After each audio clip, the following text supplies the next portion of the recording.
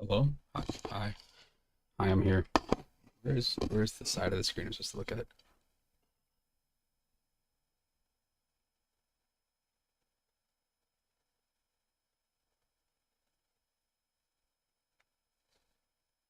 Okay. All right. Anyway, that'll be useful at some point, I promise. Um, just went live a moment ago. I don't even know where my fucking chat is. I think I hit it. There it is. All right. So Atari 50. That is the. I was gonna say it's a collection of 50 Atari games. It's not what it is. It was a collection to celebrate 50 years of Atari. Um, they just had an update. They added new Atari games. I need to know what they are.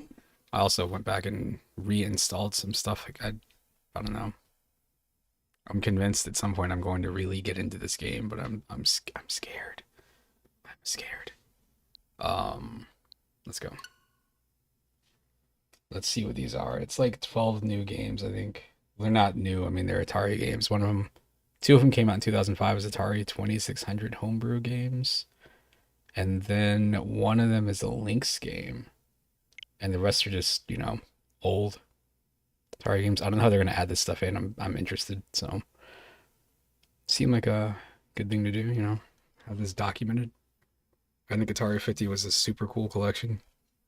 Did I make myself bigger? Hmm.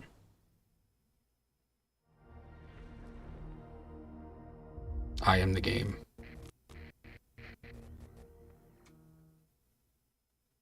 I could do this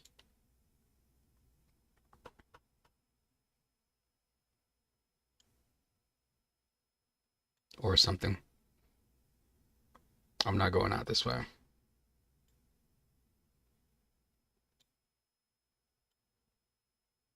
I can never figure out a good size to have my thing. I feel like every time I turn this on to, it's slightly different size. I was like, there's no music playing. It's because there's nothing here. Okay, cool. So how do you do this? They didn't integrate it here, so it must just be in the game library.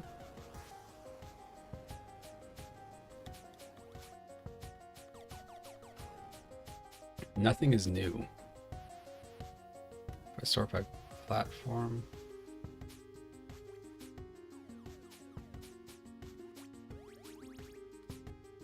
This is alphabetical order. Sort by year. Hmm.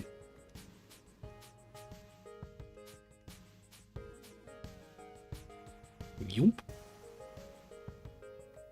Is that one of them? This is one of them right here. I know this is one of them. I know these two are games that are new. I love this box because that's not what this game looks like at all.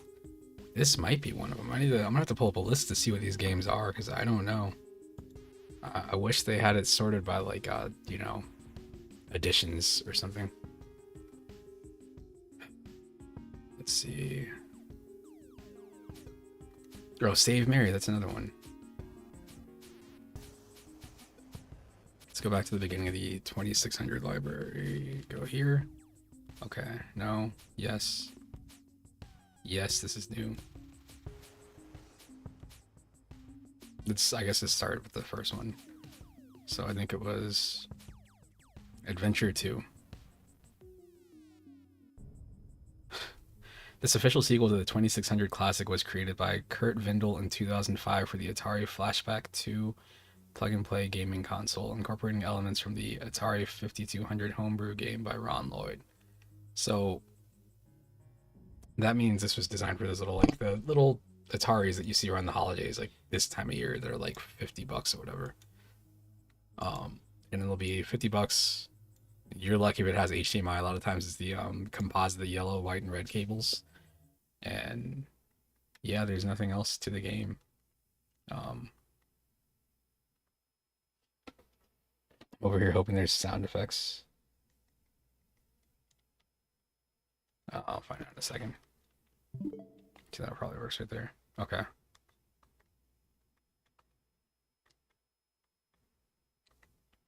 That was the old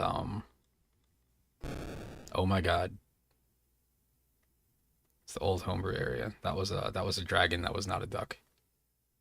Scary.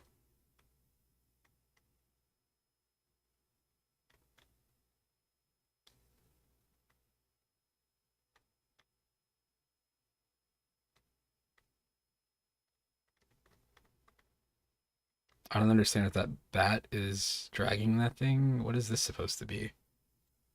I don't know what that is. No.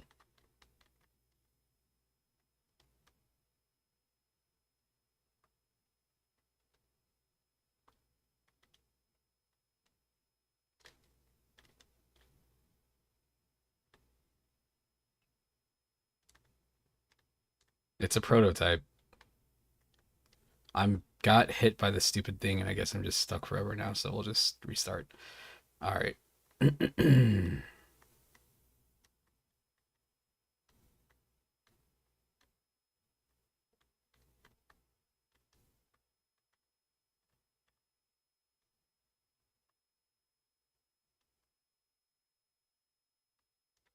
There's the bridge.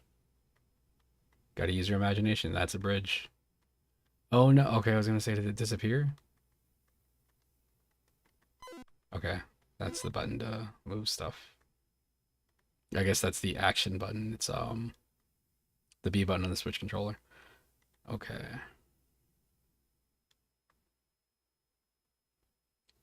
I feel like I'm supposed to go somewhere else. I don't know. Is this just repeating? This is kind of just repeating. That's fine. Whatever. Okay.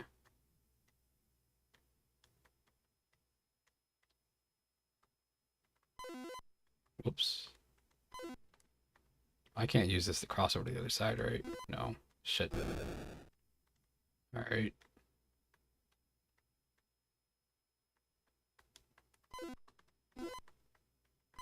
It's a bridge. See? Just like a normal bridge would work.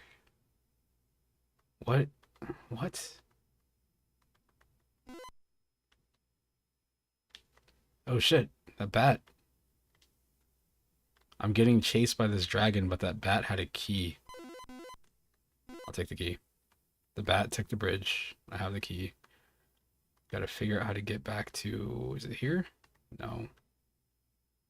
I thought I had to have a black key to open the black door. No, it's whatever key. Okay.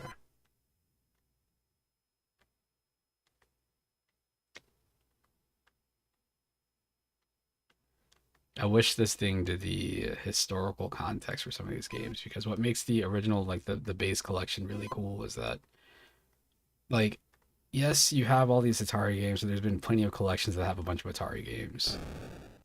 What made this interesting was, oh, no, I don't want, fuck you, fucking dragon. Anyway, what made the base game cool is that, you had the context for, like, why these games were here. It wasn't just like, oh, here's a collection of 50 Atari games yet again. It was, these games are here, and this is why I'm dead. I got eaten by the dragon. You can see I'm in its stomach. It's a dragon, again, not a duck. Important to remember. Bad magic? I can't believe this person designed a full manual. There is Yorgel, the yellow dragon, who's just plain mean. What was that? Allergic to Christmas. It's called Christmas tree syndrome, and you might be suffering. Hmm. Okay. Rooms, pathways, whatever.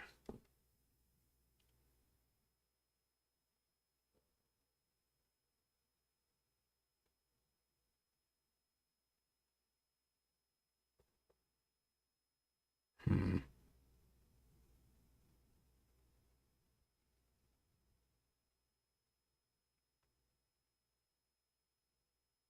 Oh, I can find a magnet to bring things closer to me. That's pretty cool. Um,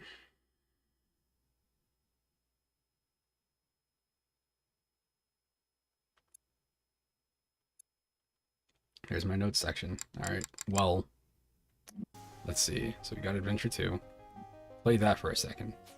See what Aquaventure is. In this rare 1983 prototype, you must dive to the bottom of the ocean floor to collect treasure while dodging dangerous sea creatures and managing your oxygen supply. A victim of the 1983 industry crash, Aquaventure was completed but left unpublished for years. Mysteriously, it does not appear in Atari internal documents of the era. Atari officially released it on a 2600 cartridge in 2022. That sounds about right. They have that new Atari 2600 Plus. Alright, so where's my camera? I have this niacin. I'm gonna take 2 of these. I thought niacin was B12? I guess not. I think they just get mixed up together. 2 of these sounds like a terrible idea. I don't know who would do this. Oh man, I can smell it. I can feel it already.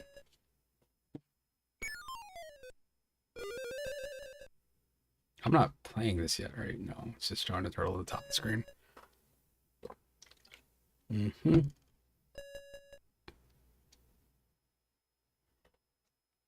Two. What a bad idea.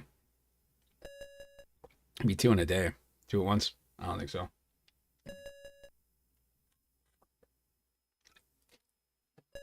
It says one of these tablets is 500 milligrams. It's 3,125% of the daily value. So that's 6,250 or something like that. Great. What could possibly go wrong? I'm going to gain superpowers today. It's going to be awesome. It's going to already be dead. Can I go down? I can. Alright, so I can go up then. Can I go left? No. Only down.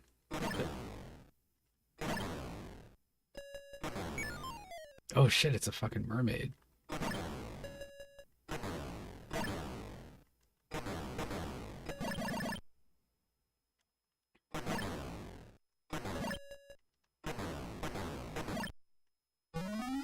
Ah!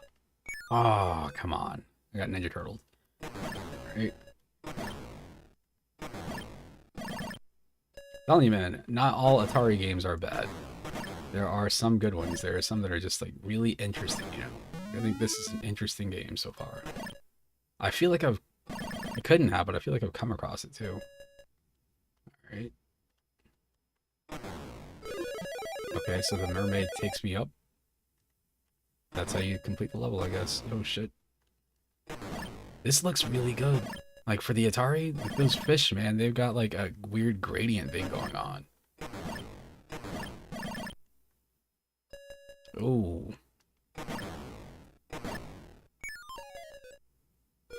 I got so distracted trying to dodge those seahorses, whatever they are. Boy, hearing that there's a thing called a seahorse, and then seeing a seahorse, you're like, yo, what is wrong with that thing? It's, like, can you give that thing some food and water? Like, clearly something is wrong with it. Alright.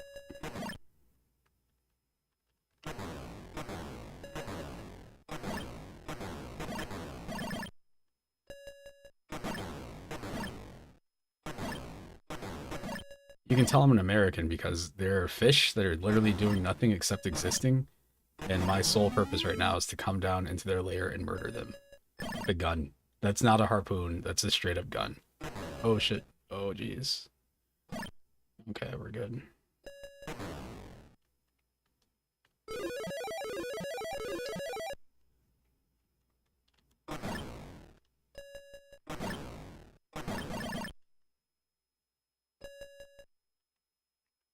What happens if I just go down?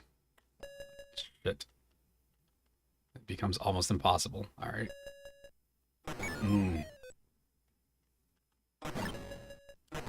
The fish genocide must happen. Alright.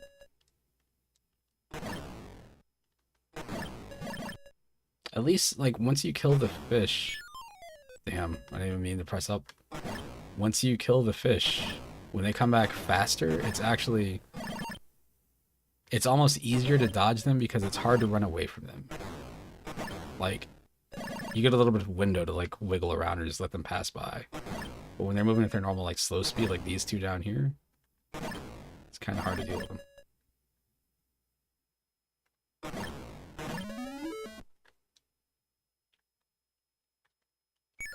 If you didn't see that one right there, that little yellow fish like tried to juke me out, and it worked. It went down towards me because they move it a different pattern. The fast fish seem like they just come straight across the stream or a screen like a missile or something. Official. I've made it official. Ah.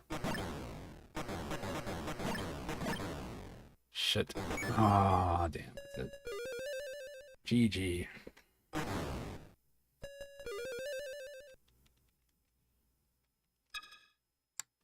Is there a manual for this one?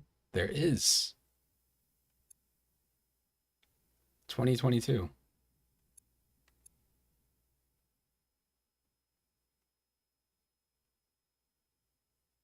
Your loyal companion tracks the sea turtle, keeps track of how much air remains in your tank. The closer it tracks gets to the air sign, the top right of the screen, the less air remains. If he reaches the sign, you will pass out and your dive will end.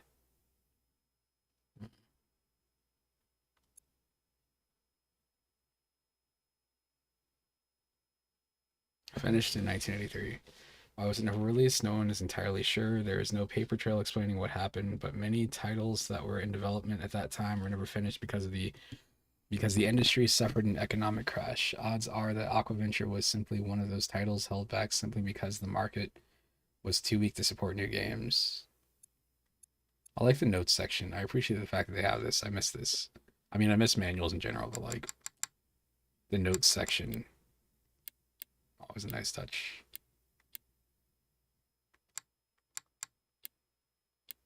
TV and off. Funny.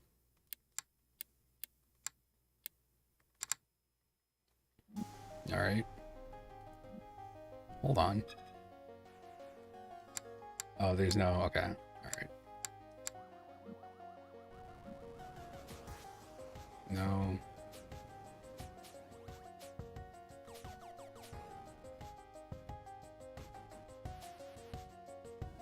Let me look up the games. I had a list up here earlier.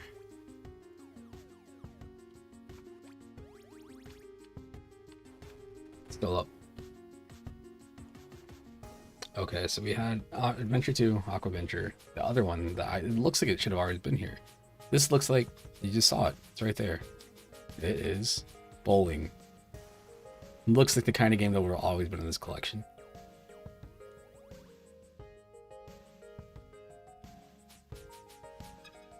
A fan favorite from 1979, bowling challenges players to knock down up to 10 pins with each roll of their bowling ball. The VCS version recreates accurate scoring for two players, while gameplay variations allow the players to hook and even steer the ball after it's thrown. This was Larry Kaplan's last VCS game for Atari before leaving the company to co-found Activision. One player curveball, one player steerable ball, one player straight ball. This is the default mode.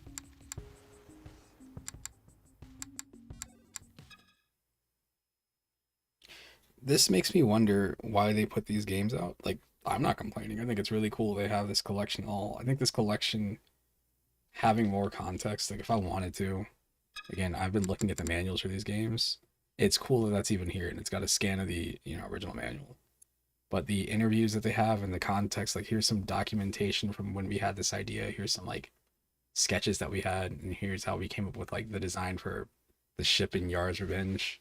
Really cool.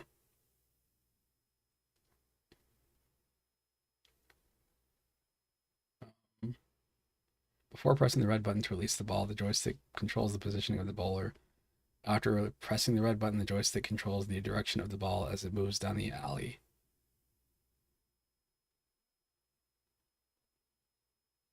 In games 1 and 2, the ball stays in a steady curve pattern. Once the joystick is moved in the direction, the ball does not come out of this pattern until the roll is completed.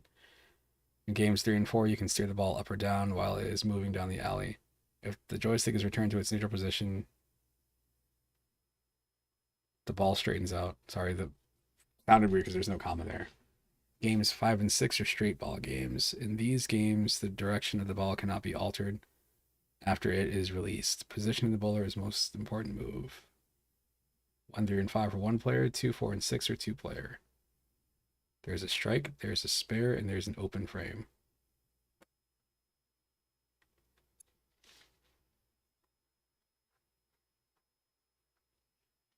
I don't understand bowling scores. Somebody's like, I scored a perfect 300. I was like, I hear that's impossible. I mean, it's not impossible, but here you need to be very good. So that's the only thing I know about bowling, is that a 300 is very difficult to do. When somebody gets to like the end of a thing and all of a sudden like, oh man, I know that's bad. Let's see. Oh, hit something. Okay. All right.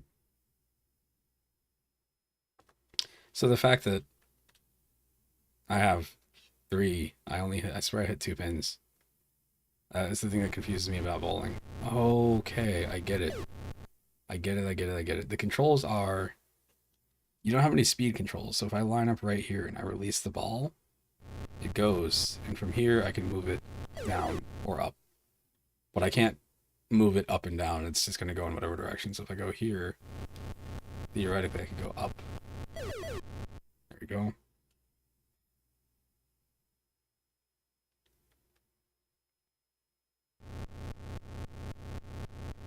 Ah, damn. Ah, the burning has started. It's the best part.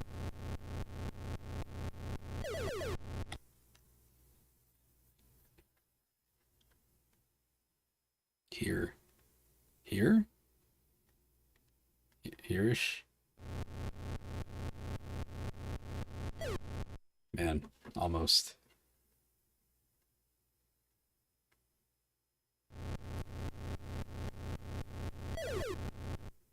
Funny. When the ball starts to go down, you can, if it bounces off the pins, you can, like, hit it back up. That's really funny. Ah, man. Should have gone up earlier.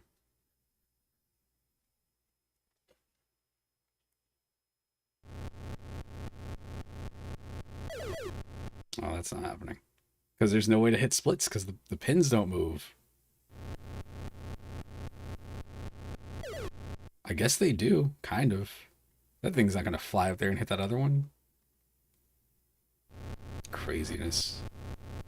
Oh, we're at the same spot I was at before. This looks like something. Be something. Alright, there we go.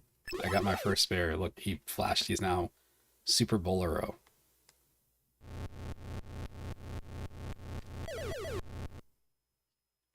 That was me fighting against the controls there. And potentially screwing myself over. Maybe. Oh, no. No. I got one spare. I'm on fire. Understand. Oh man, look at that. I got a strike. I'm the best. I'm Super Bowler Man.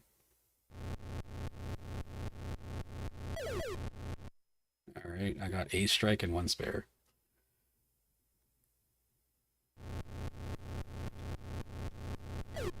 Beautiful. That's another one.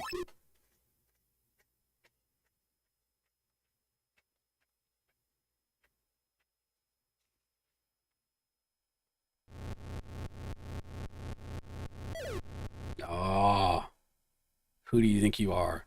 I am. Oh man, he turned black. That means it's game over. All right, that seems all right. I could see playing that. I could definitely see playing that. So that's bowling. Also got Circus Atari. I don't know. I've never heard of this. I was thinking of Circus Charlie when I saw the name, and now I'm looking at the box. I'm like, I don't know what this is. A variation on Breakout. Circus Atari challenges players to pop balloons at the top of the screen using a paddle controller to launch clowns via a teeter-totter from the ground below. Released in 1980, Circus Atari was very likely inspired by a similar XD arcade game simply called Circus, which appeared a year earlier. Maybe I'm thinking of Circus. We'll see. I don't know if there's blocks at the top of this game. Usually when they have this, it's like you'll have like two guys jumping back and forth on a thing. I don't know if they pop anything on here or not. I can just type here.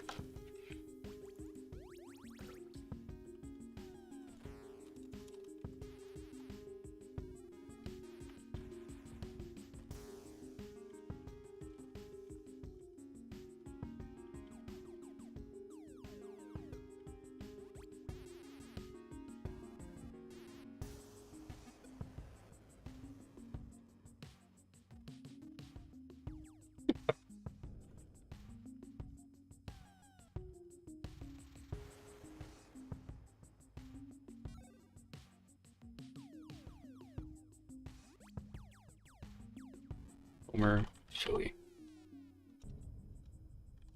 It's not. It's not 5 alarm chili. That's 4 at best. Oh man.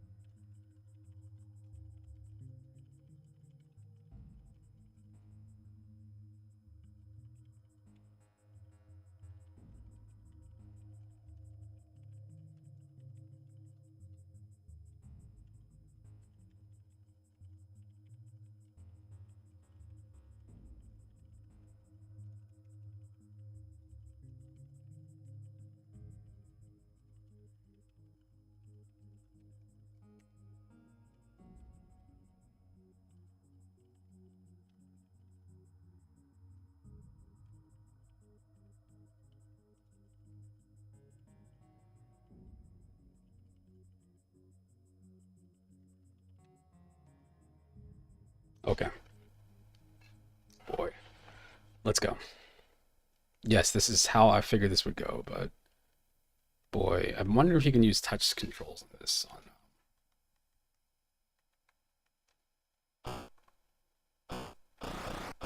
This is exactly how I remember these things going.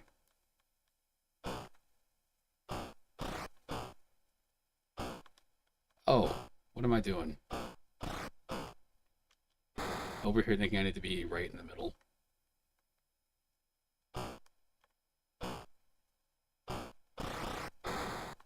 The fuck was I supposed to do there? Oh, I can switch sides.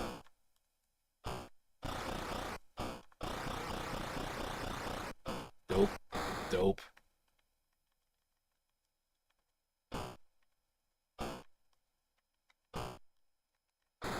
Oh man. Try again. Let's go. Oh my goodness. I need a paddle controller, man.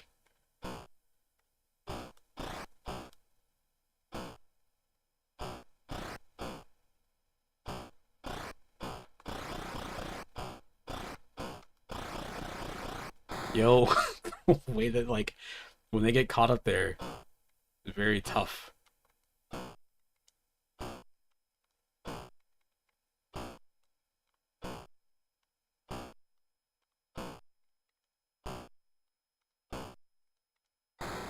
Damn it.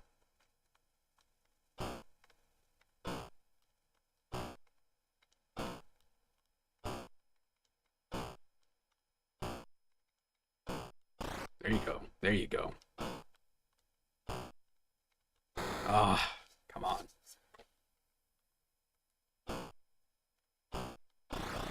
Beautiful. Beautiful. Look at that technique.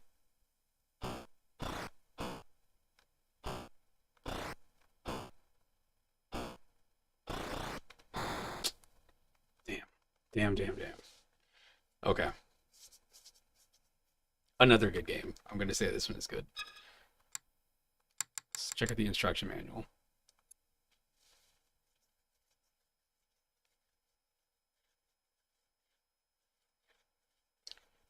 They suggest using the paddle controller.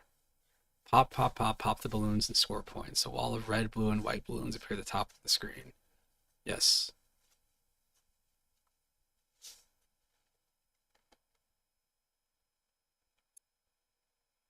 It would be, I wonder, I guess it would be a bad idea. Like if they took paddle games, like since I don't have, you can't rotate anything on this controller. Actually, let's try this out one more time. Hold on. What if they, no, they didn't. I was gonna say, what if they did the some games that have support for paddle controllers, what they'll do is they'll give you the option to like use tilt controls.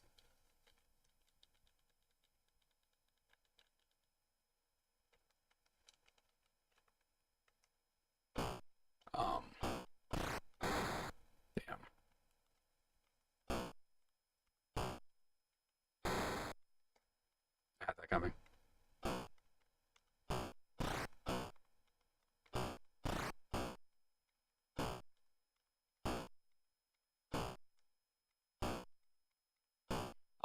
I didn't finish my thought. What if they instead of having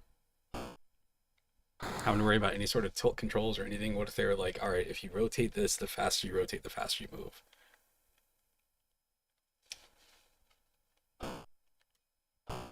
As it is, it works pretty much just like a D-pad, so can't really do too much here. Right, we're good.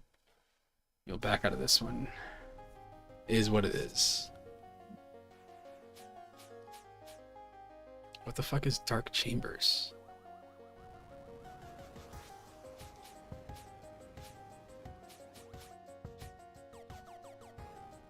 What the fuck is Dark Chambers?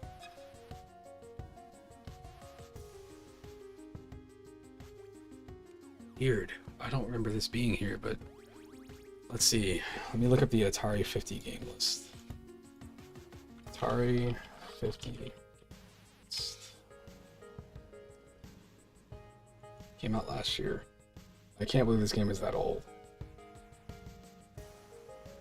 Yeah, it was here. It was always here. Alright, we're good.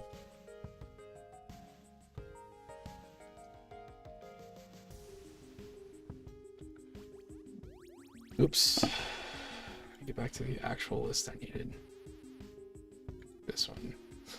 Double dunk. Dodge 'em. Look at that. Atari Advantage. Collect games and win prizes. See for there's the entire details. Shit. I pressed X out of habit from big box. I was thinking I could rotate the box, but I can't. One of the final few games produced for the 2600. 1989's 1989. Jeez. Double Dunk represents a dramatic visual upgrade from the original basketball game released in 1978. I would hope so. It's what, like 11 years later? It's a 2-on-2 half-court contest with true-to-life details like play calling, foul detection, shot clock violations, and 3-second lane violations. Many of these options can be toggled off if the player is not looking for a realistic simulation. Are those players or cheerleaders?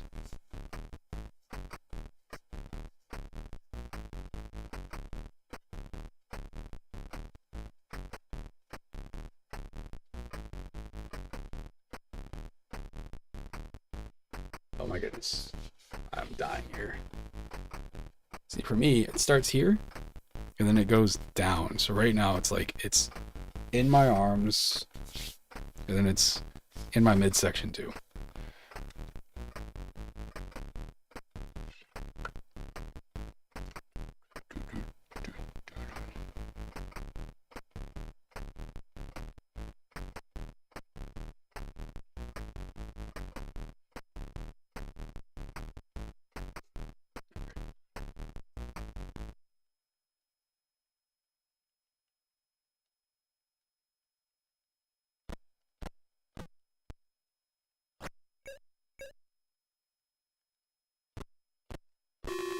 I went out of bounds.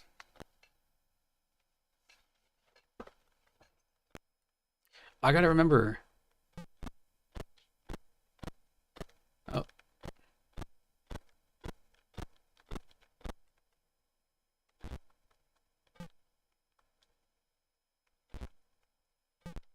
damn.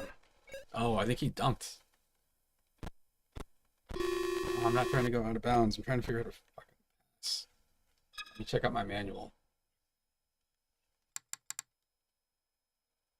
Funny, the game is in color, but the manual is in black and white. Wow. It's like 3 pages. Jump shot. You spent the day playing some friendly 2-on-2 basketball. You and your buddy are psyched. You've aced the last 3 games, and the other guys are getting desperate. Your inside man dribbles definitely towards the basket, but their man moves in quickly. If he gets the ball, you may get bounced. Your man passes, you get the ball, and line up your shot. The last few seconds of the game tick away. Sink this shot quickly, and the game is yours. Okay. Okay, here's what we got.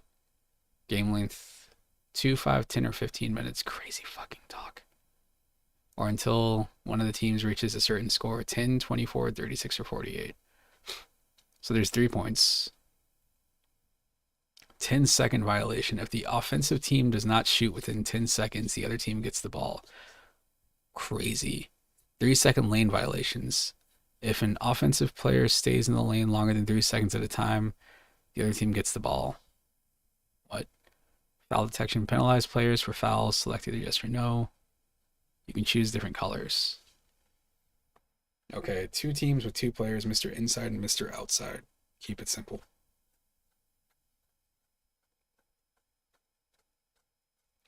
Mr. Inside, the bigger player, is great at rebounding and blocking shots, can dunk his shots easier, and sets picks for Mr. Outside. They have fucking picks. Oh my goodness. Choose your offensive play before the ball is put in motion after a score or a turnover. Select your offensive or defensive play. Wait, what? Is it showing? Where's, I see the offense and defense thing, but where's the fucking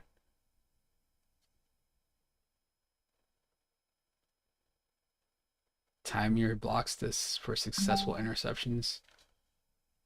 When rebounding, there's no foul called for goaltending. Okay.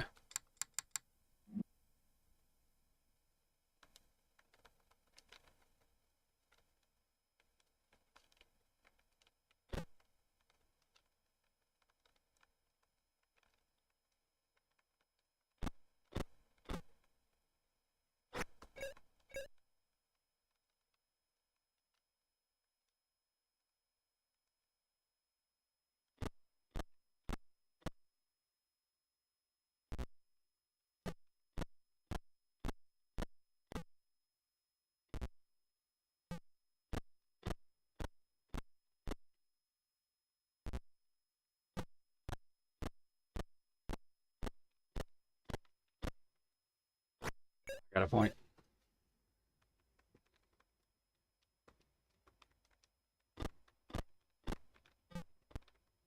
Damn. Don't understand how to block. We're all good though. He left me open too. Oh, what? The way you can't, there's no control over, like, if they, like, look at that. He steals the ball and I don't have any control over the other player. He did it again. What a dick.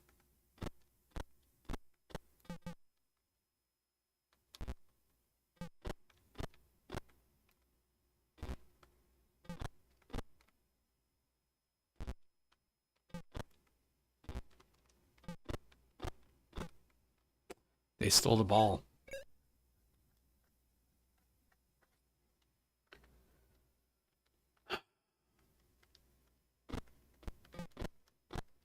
Okay, so I guess the way it works is if you want to pass, you have to release the ball. Or release the stick. Clear the ball.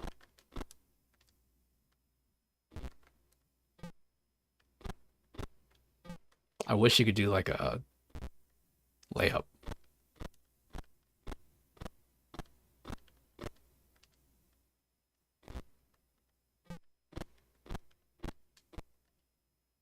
Damn.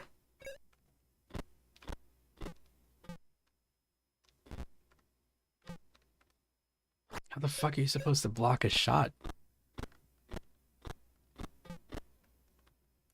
My guy's so little.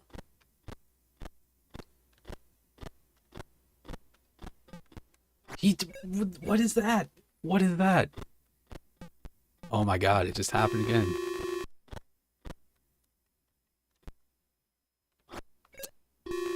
Stupid. Worst game ever. I got a block, but I think I went out. Unless that's their team. I think that was their team on the top. Yeah, I don't know. It's almost too complicated. It's like it has all the things that you would hope would be there. You know, it's a 1989 basketball game. It's really cool that it has that stuff, but I don't understand how it works. I don't get it.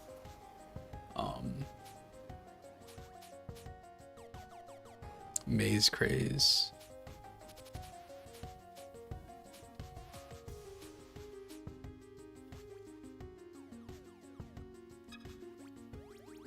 Subtitle: A game of cops and robbers, Maze Craze. Randomly generates a series of blocks as an abstraction of crowded city streets. The red and blue players compete to see who can escape the maze first. The game variants will give the players the ability to plant obstacles in the way of their opponent.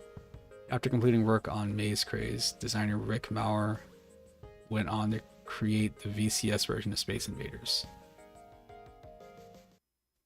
I wonder if this is one of those games you can only play in 2-player.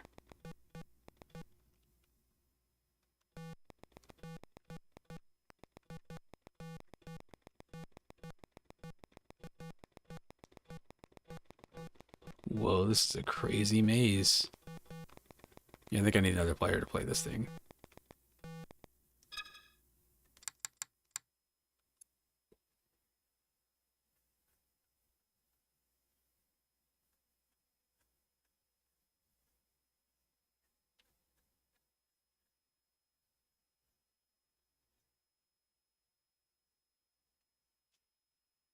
Hmm.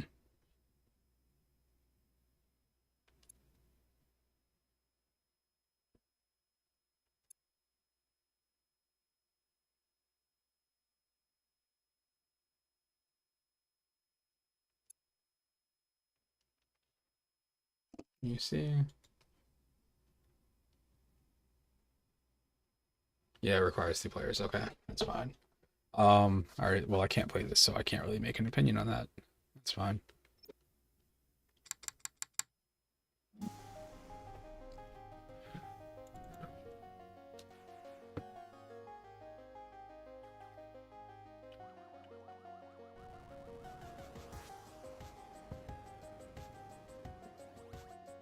It's Maze Craze. This is a game that I had one of the I'm sure I have one in this room somewhere. I had one of the Atari plug and play things. And this is on it, and it's the kind of game that you play and you're like, this game is weird. But when you get the hang of it, you're like, oh, okay, it can be kind of fun.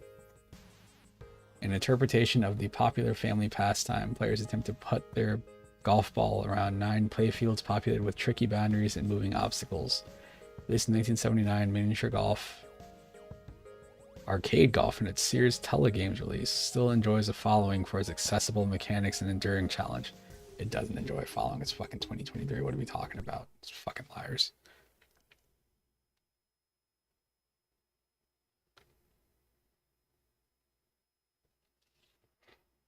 All right, so I am controlling the thing. Let's see, I'm going to press start. Okay, so I have a little blue cube, right? So the further back that you are, you're going to, this is how far back you're kind of like pulling your putter. So I think when you release the button, it goes forward and it hits the ball. Yeah. So the thing is, as you can see, obviously you can't really do a ton. So you'll end up doing shots like this where you're like, all right, I need to get the ball somewhere playable. And then I could do something like this. That's going to give me more power to get across the screen.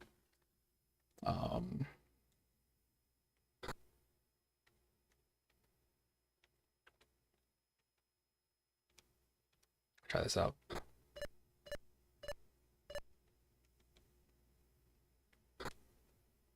Almost, almost, almost, almost. About here. There we go. Same thing. I can go down here if I want to bounce this out. That is my best chance right there at getting the ball away from that corner that was just a second ago. Oh, man. Wasn't a lot of time. Here-ish. All right.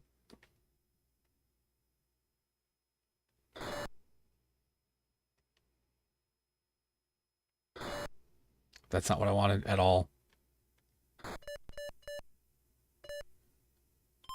I'll take that.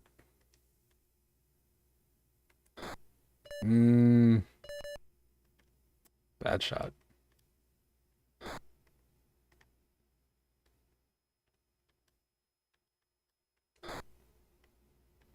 Man.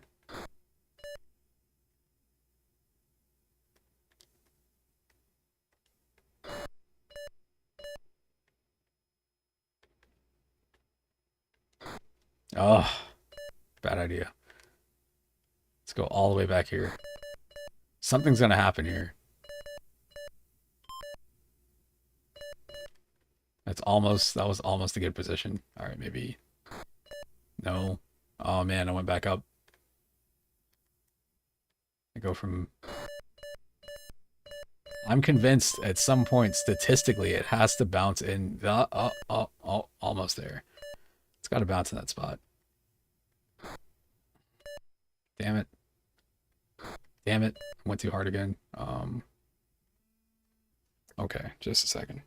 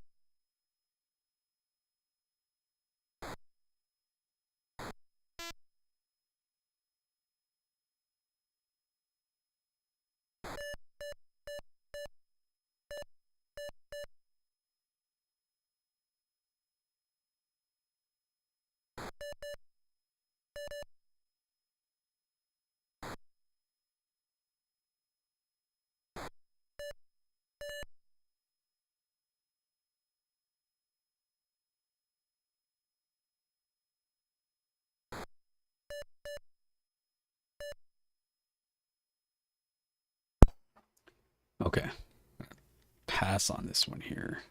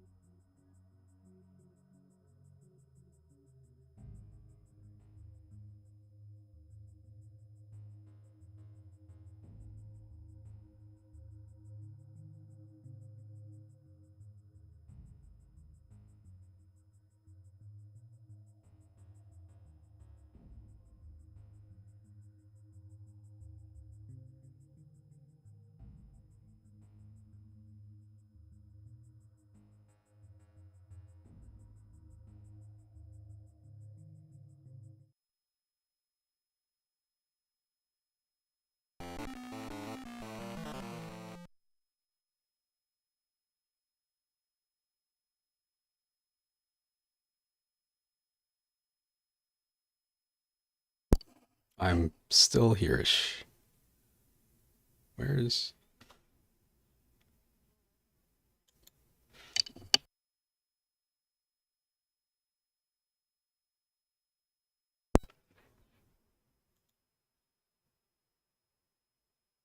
Hmm.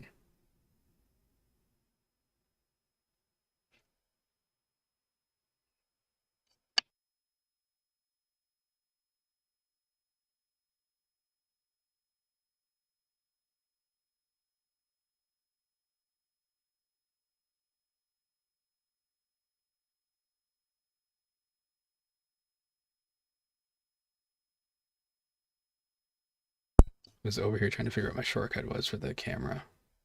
One, two, three. Oh man, I got like 5 more games to get through on this collection, and then I guess what else is there? There's no space for this. No. Well, we might get to this tonight. We'll see. I want to see what updates they made to these collections. But anyway, enjoy.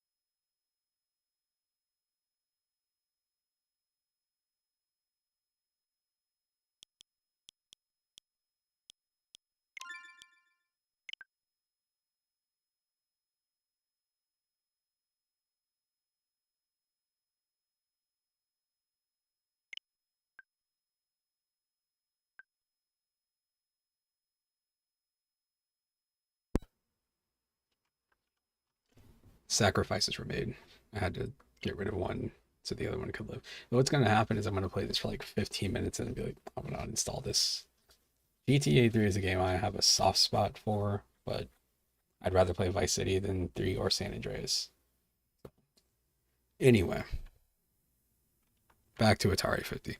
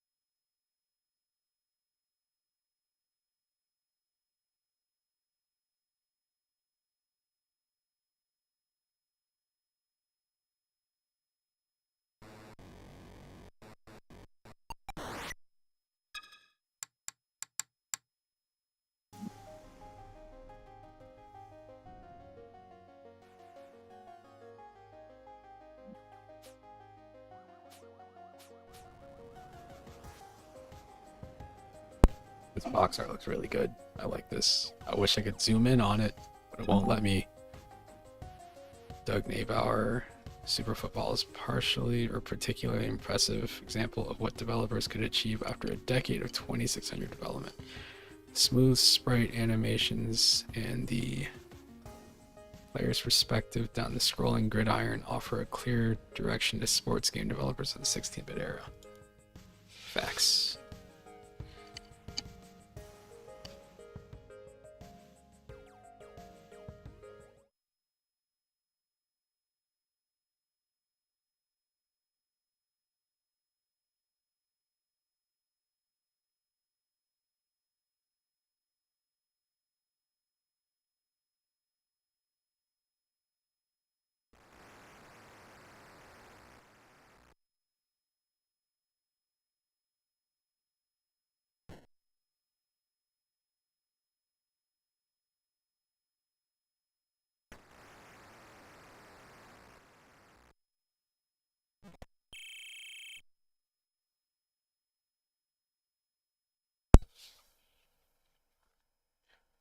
Okay.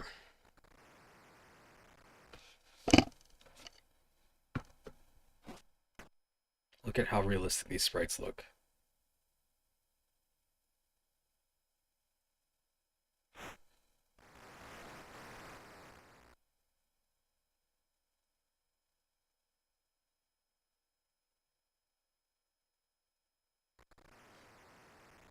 Okay, they're lining up. I don't know what that formation is because there's only 5 players in the field. All right, so he's, oh, I guess that was a quarterback sneak. Maybe. That counts as a quarterback sneak. All right, so you're the yellow player. We have the purple player. All right, call him a shotgun. There he goes, other side. Oh, all right, he backs up. He gets sacked. Damn. 19 yards? The fuck does that even mean?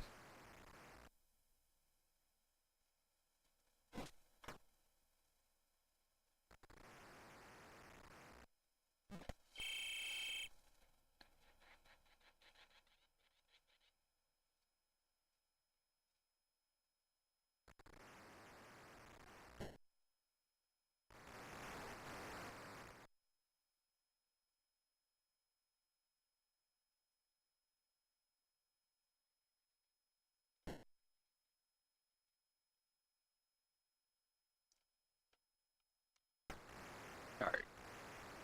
I think I hope this just counts as single player.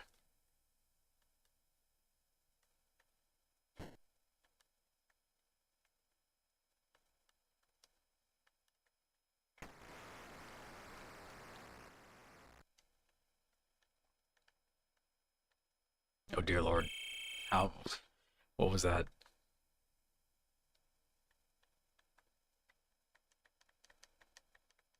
What are these? Yo, what are you talking about?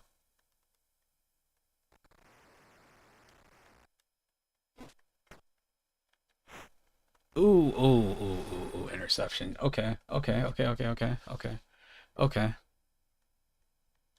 So are they at my 7 yard line?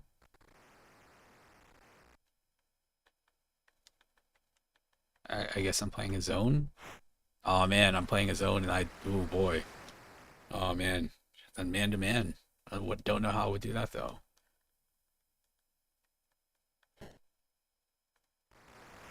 Okay.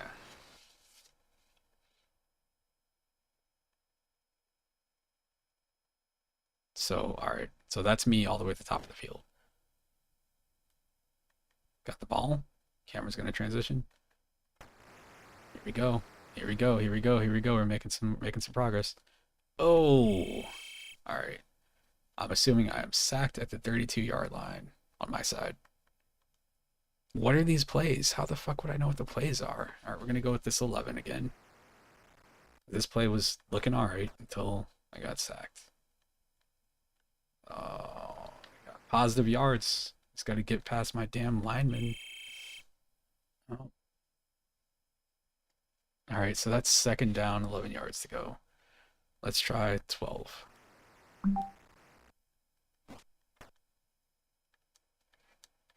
Fuck.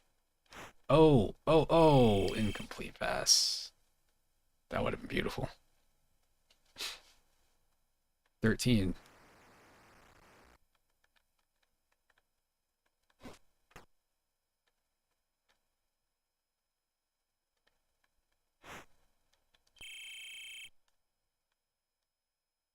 All right. Now in Madden, something here would be a special teams play, which would be a punt. Okay, we punted the ball because that was fourth down.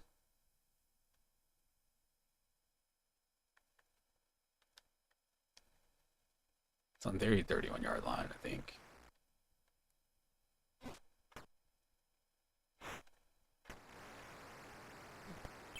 All right, got a first down. It's fine. That's fine. That's fine. That's fine. It's fine. No biggie.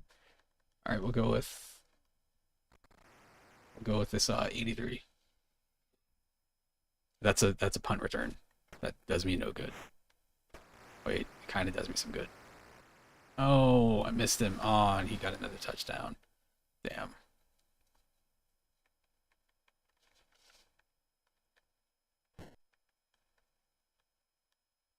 He missed. I don't know why. Let's go.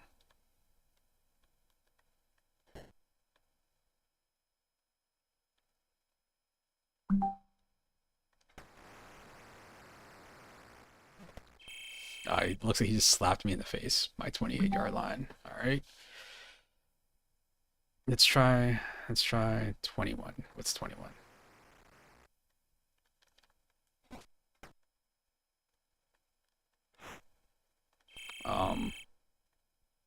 I can't tell the elevation on the ball when I throw it. Let's try 31. Okay, so he's on the other side of the field. Crossing over, crossing over, crossing. Oh, he stopped.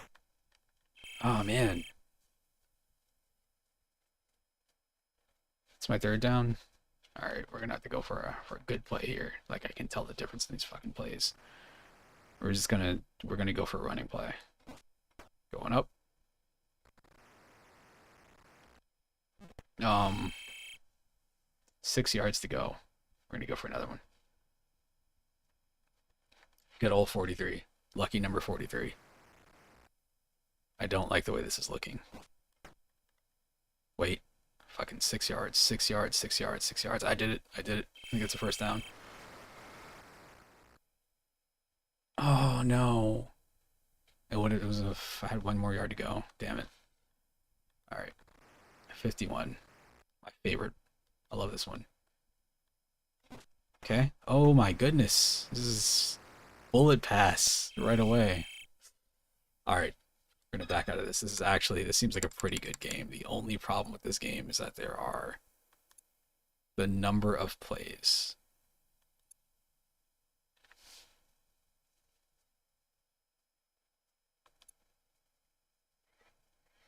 The number of plays is bonkers.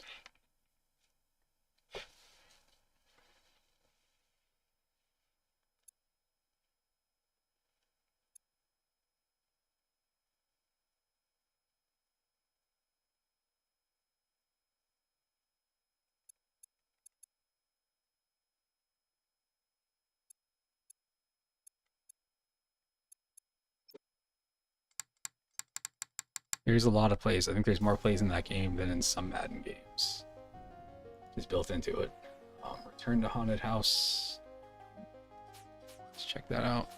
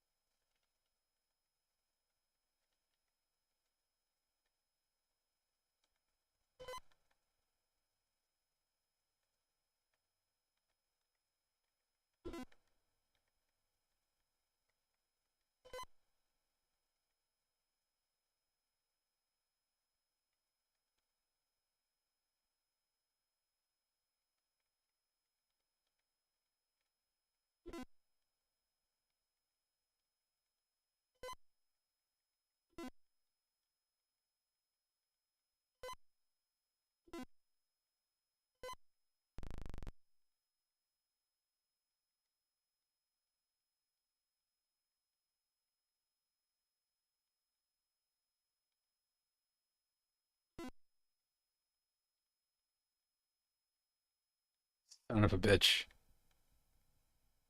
Whatever. All right.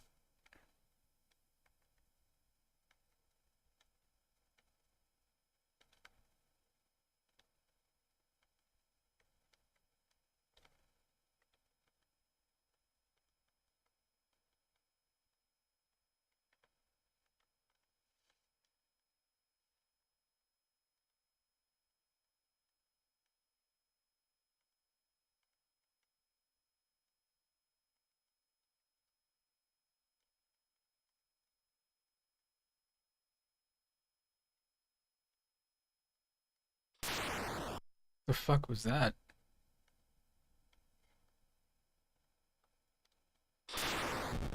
I got eaten by a ghost, I think.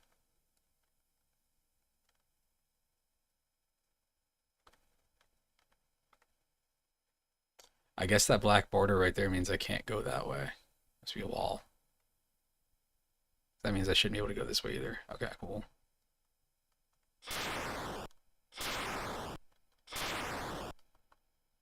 The fuck's this thing following me?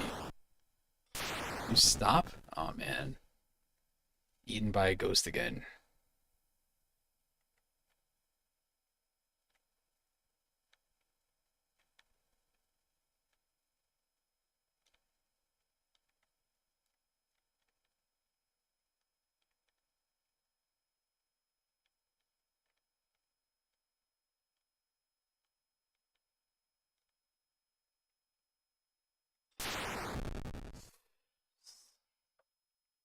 Whatever.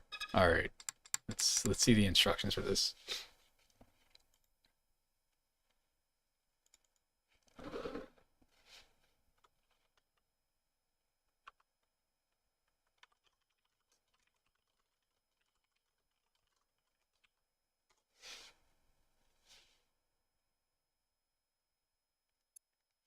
This girl on the cover of this box says the same.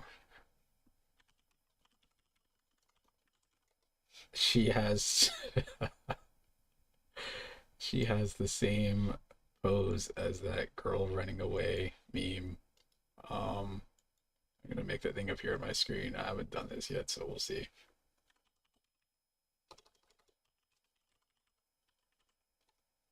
Oops, whatever.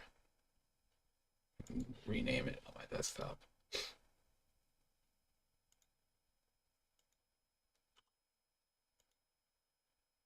Spot for my box art right up here. Beautiful. We're going to replace this box art with the girl running meme. Hang on.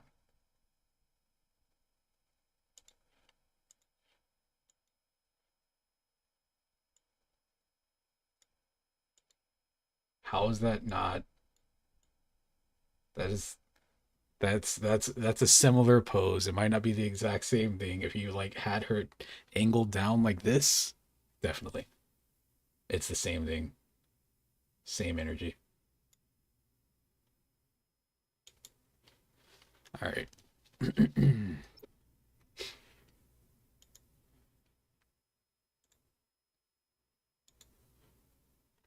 Turn on in house. And the last one to check out is Warbirds for the links. Oh, jeez. The deep burn.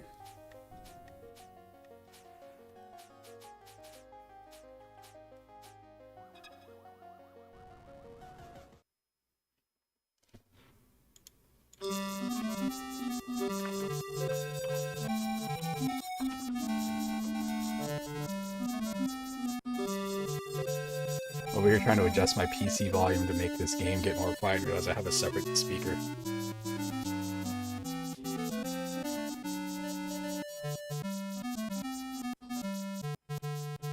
Like now that the burning is gone from my upper body, I'm freezing up here, but my lower body is on fire.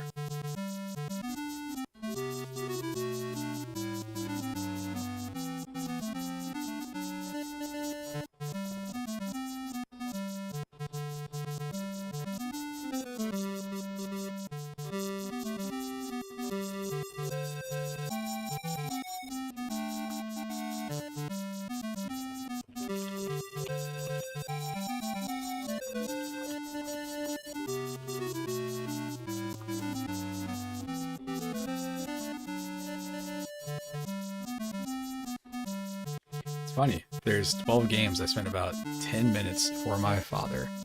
Technically, I mean, it hasn't been exactly 10 minutes, but close enough for each game. Hour and 20 minutes. No, that's not 10 minutes each. That's like 7 minutes each or something.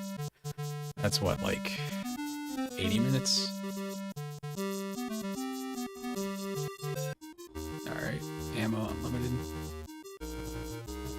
Unlimited damage, minimal damage, tournament damage. What the fuck is tournament damage?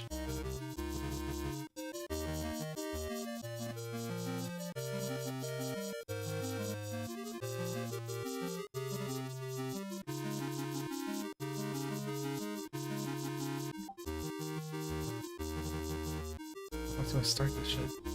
Milk Run, Red Baron, double teamed.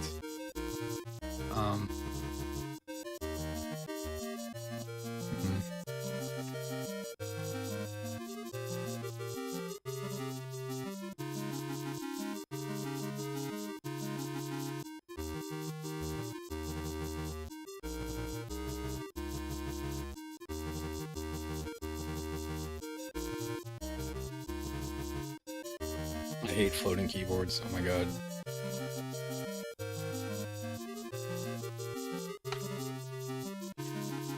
Let's go with Milk Run, whatever that is. Oh wow, it does the inverted flight thing. What is that? Oh my god. It said Milk Run, I assumed it meant something peaceful, just getting the hang of the controls. No collisions.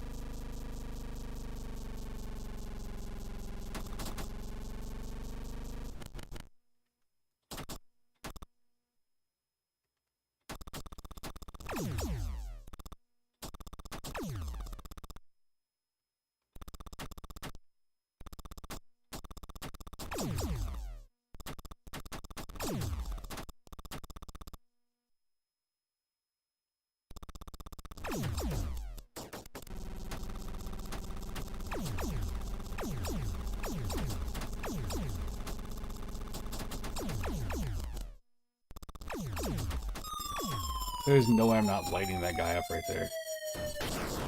Alright.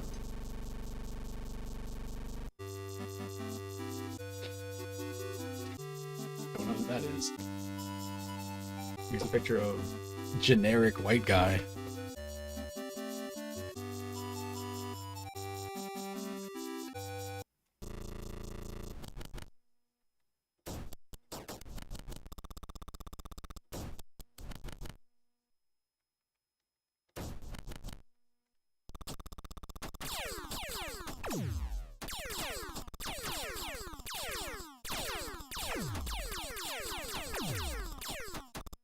Okay, you can't do barrels. What good is this game?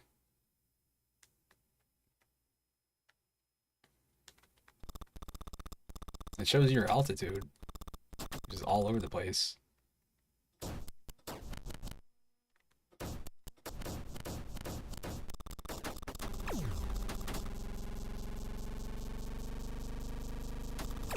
It feels like there's moments when I lose control of the plane.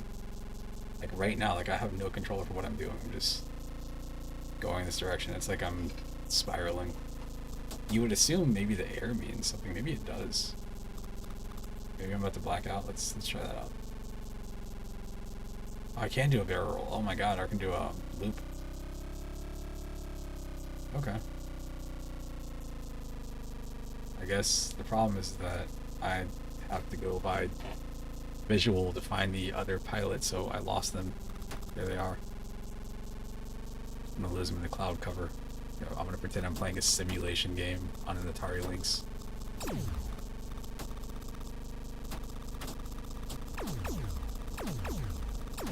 Let's go, let's go, let's go, let's go. Come on, come on. Go down, go down, go down, go down.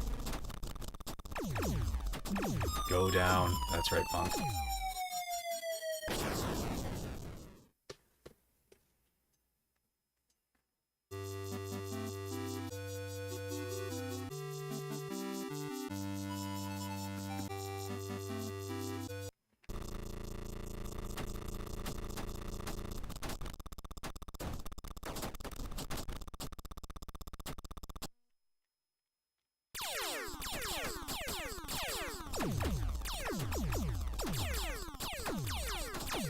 generic Star Wars sound effects.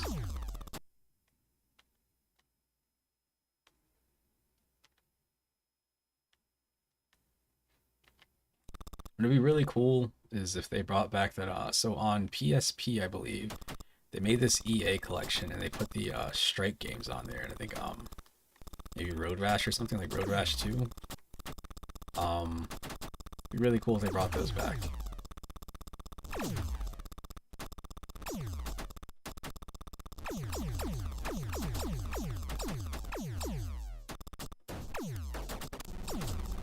What the fuck is that? Is that smoke? Alright, got another one. Get down. Get down. Go.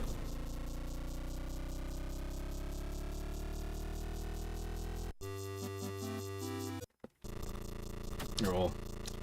That game seems pretty cool. Hold on, let's see what a Link's manual looks like if they have one.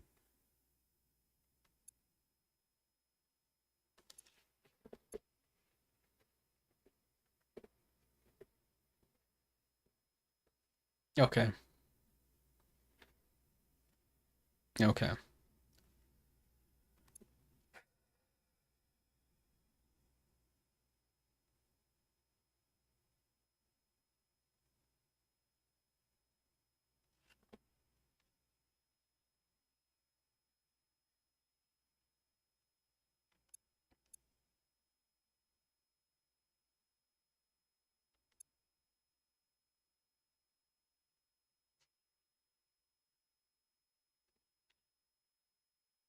There's only one Red Baron, but as any Beagle can tell you, he's tough, including a fucking Peanuts Snoopy reference in here. It's really funny. It's really funny.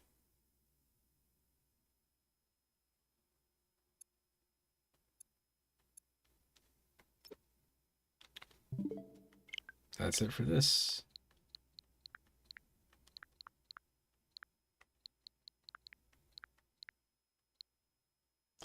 Got Metal Gear 2, Metal Gear Solid, GTA 3. Man, there's so many like cool old games just available on the Switch. I love it. I liked it before, like when they had, the first year the Switch was around, and Hamster. It was like Hamster was the first one that kind of started putting stuff out, but like now, really cool. There's a lot of classics. Yeah, not necessarily a classic, but it's a current game. But I think I feel like it was like years old by the time it came out on Switch. Near Automata, come on, that's here. The N64, Nintendo, Ori's recent. Red Dead Redemption, and this game runs really well, in my opinion. Like, way better than you'd expect. Rogue Legacy was older. It's not retro, but it's definitely an older game. When it came out on Switch, finally. It's all sorts of stuff, man. Street Fighter collections here.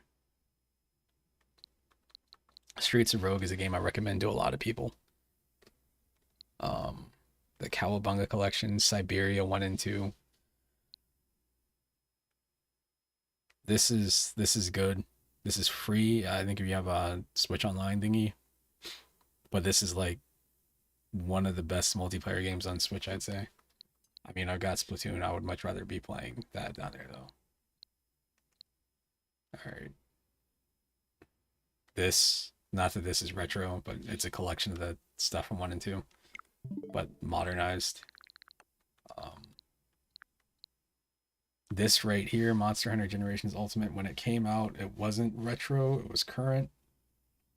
But it's the classic style Monster Hunter, so it's cool that you have that, and you got Rise, which is the most recent Monster Hunter, which is the one that has the like dog things that you can ride on. It's got the wire hook thingy too. It's not as I feel like World is the one that most people think of. They were like new Monster Hunter fans, but Rise is really good too. But then Generations is like, if you want to play what old Monster Hunter was like, there's this. I like the fact that they have like two different branches going. I hope it stays like that. That would be cool. Unlikely, but cool. Let's check out Metal Gear and Metal Gear 2. I want to see if the NES versions are in this collection too. I don't know what to expect.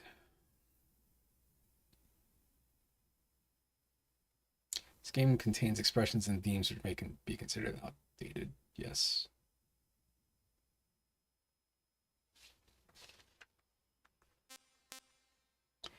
If you wish to use this game, please agree to the terms of use. Do you agree or disagree? Confirm. Nice.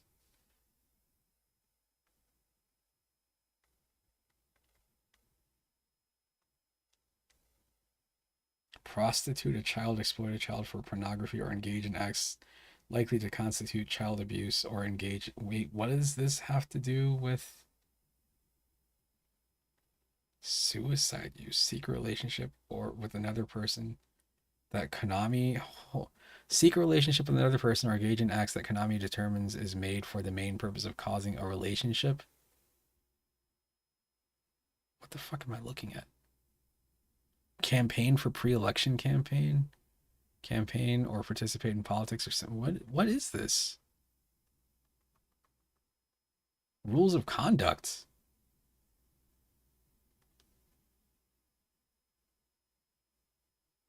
Sure. All right. They don't want you to include a virus, worm, Trojan horse, Easter egg, time bomb, spyware, or other computer code. Sure. Junk mail and spam. Cool. Any confidential information. Attempt to gain for yourself an unfair advantage to use what? Includes cheats. Okay, so any sort of like cheating and stuff like that. Hacks. Um, developing cheats. Use the application to defame, abuse, harass, stalk, threaten, and otherwise violate the legal rights of others. Okay, fair. Impersonate a person or entity. Fair. Interfere with or disrupt operation of the application, probably hacking into the servers. Restrict or inhibit DDoS attacks. It's strange. It's strange how you go from use any robot spider search site search retrieval application to data mine. Cool. And then you get to prostituting children, engaging in suicide or drug abuse encouragement, seeking a relationship. What? Seek a relationship with another person or engage in acts that Konami determines is made for the main purpose of causing a relationship, including relationships, acts, and socializing limited to within the application? What is that all about? Poster ask for information that can identify an individual, campaign for pre-election, whatever. Um, getting people's personal information, real money trading, fair. Unless explicitly permitted, exchanging things, probably digital purchases, I'm assuming. Wow. That was weird. Like stopping there and being like, hold on.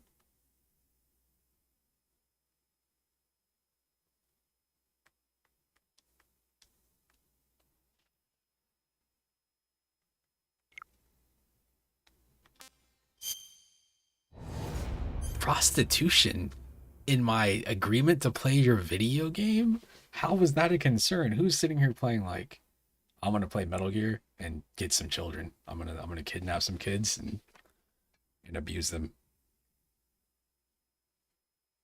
Boy.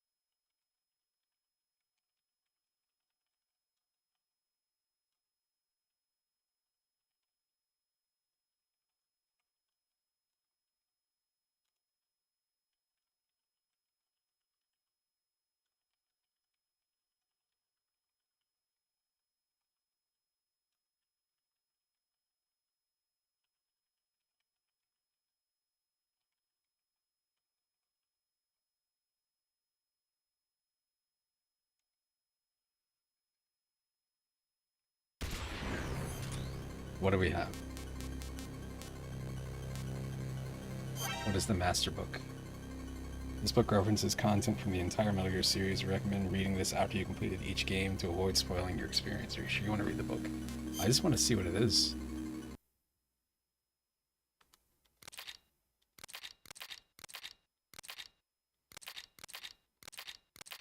That's really cool.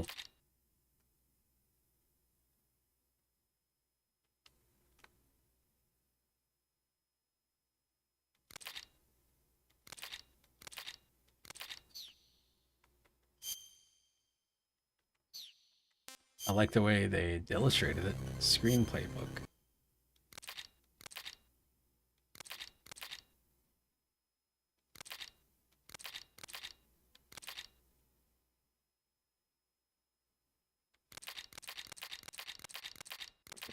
The screenplay. Snake presses on the northwest area of the floor. What?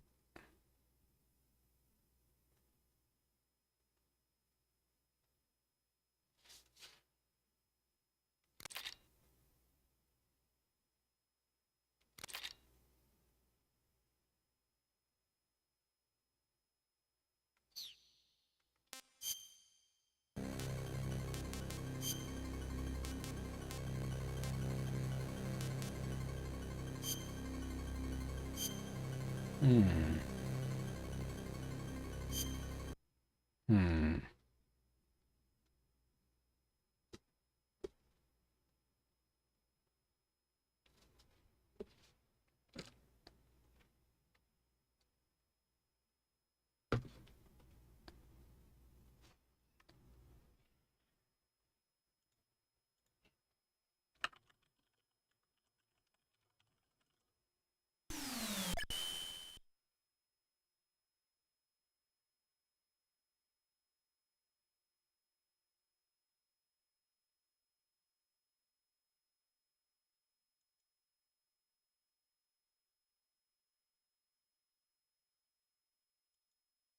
Hmm. Original, easy.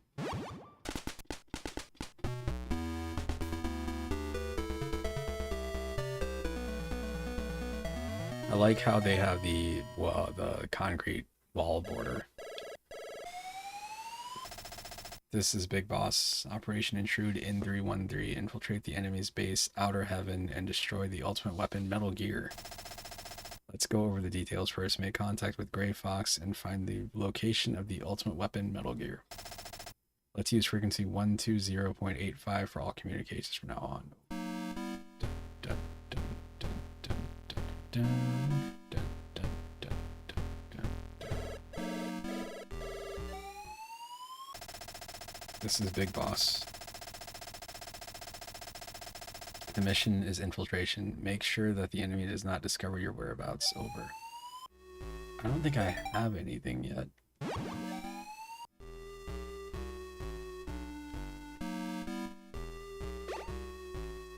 Cigarettes. Surgeon General's warning. Cigarette smoking may be hazardous to your health.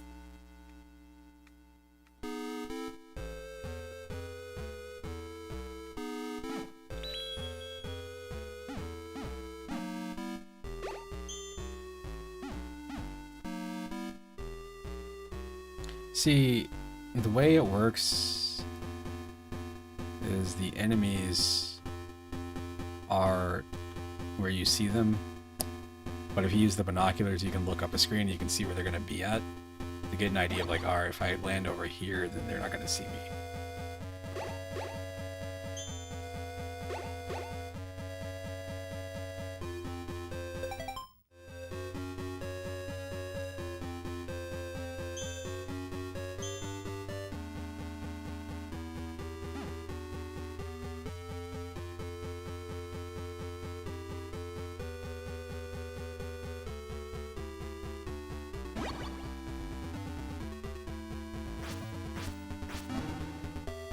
Things that you can't do in the Nintendo version because the enemies react way too fast to everything that you do. Alright, this. There we go. Got the binoculars.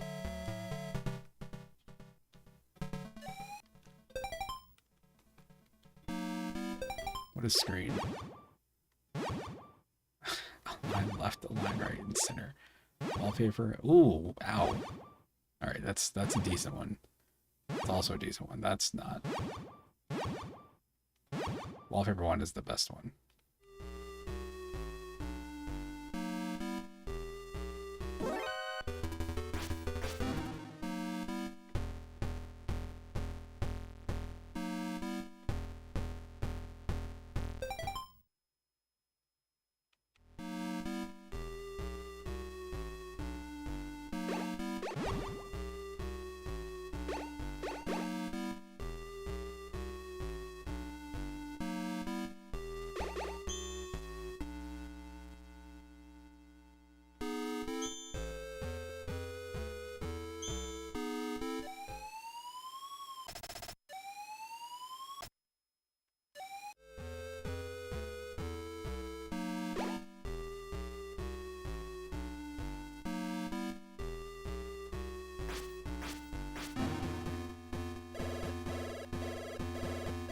I think there's anything over this way.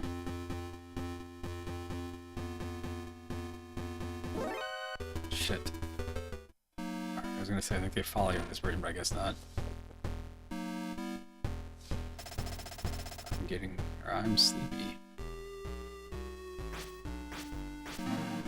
Gone.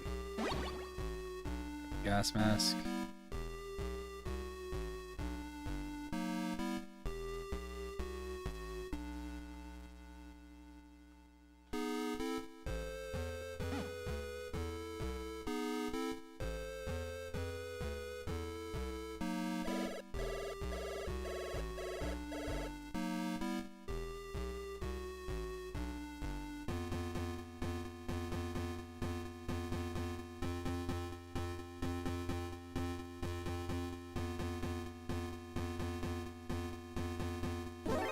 He does see me there. Shit. You're gonna be like right in their line of sight for them to see me.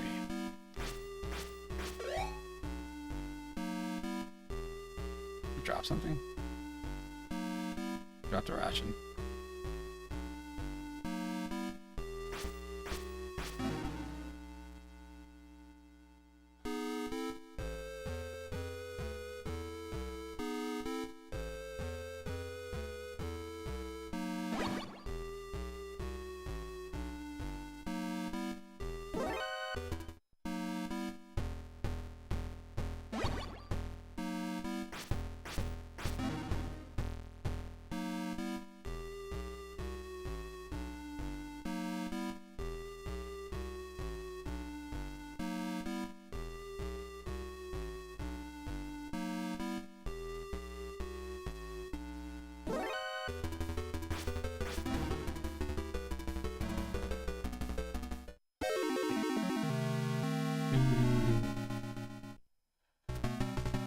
Alright.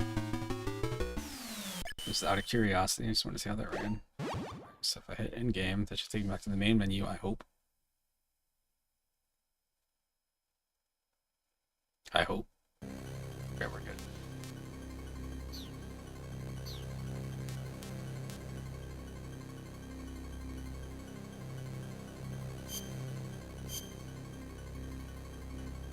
Your tab code. Wow.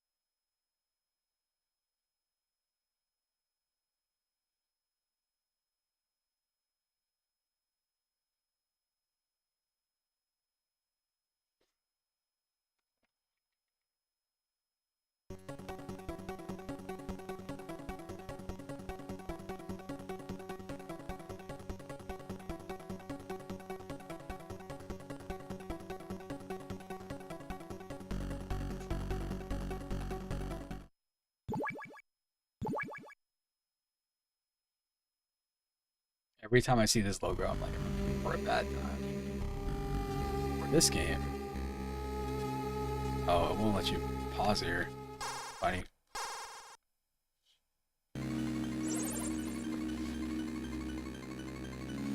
I don't think he looks like that in the MSX version. Snake, I've reached the infiltration point. I think he looks...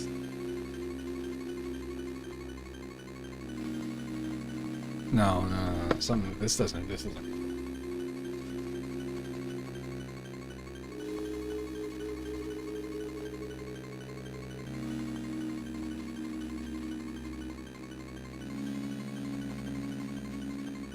Oh, my handheld thingy to show up. Here's my hand. I'll fix it in a second. We'll see. It's got the screen. The screen pops up. Distance.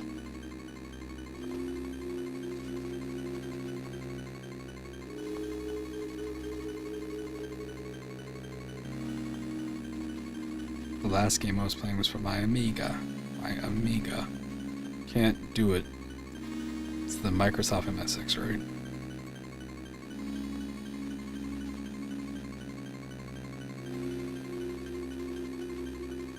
MSX2.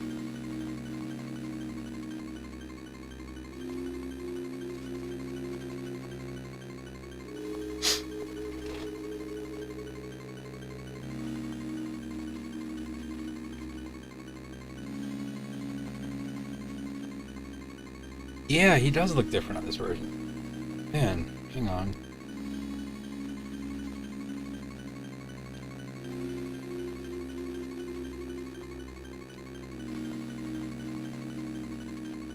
They made him look like Snake here, but on the MSX version, he's like, it's like just a regular dude.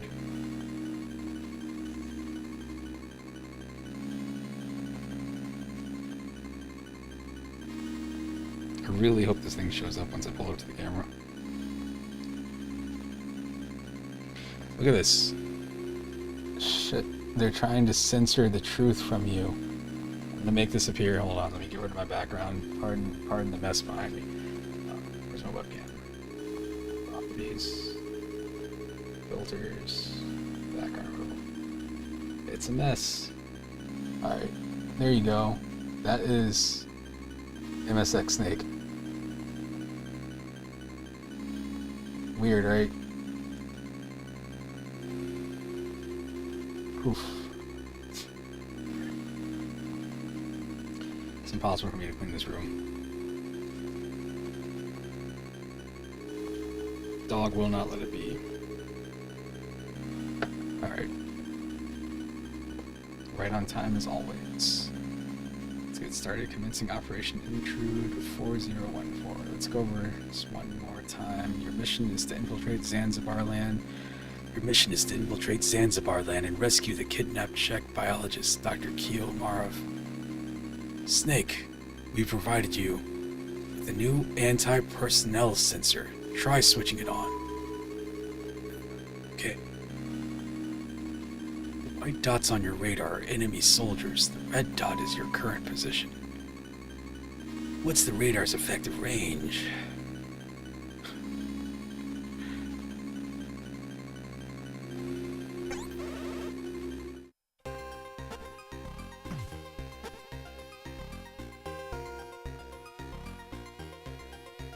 It's very wild to me that you can crawl in an MSX game. Metroid can't crawl.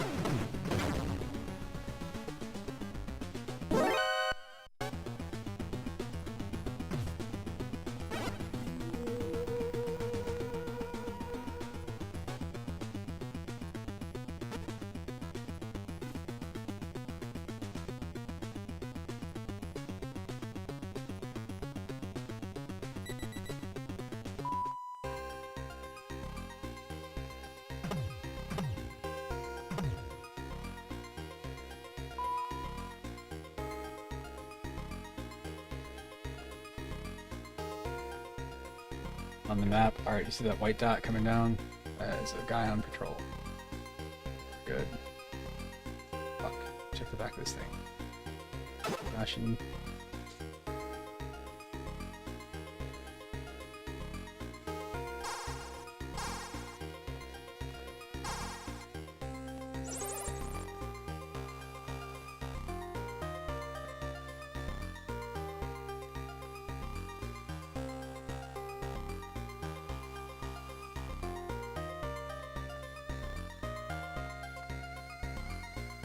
Use crawling to sneak through gaps in the fence over and out.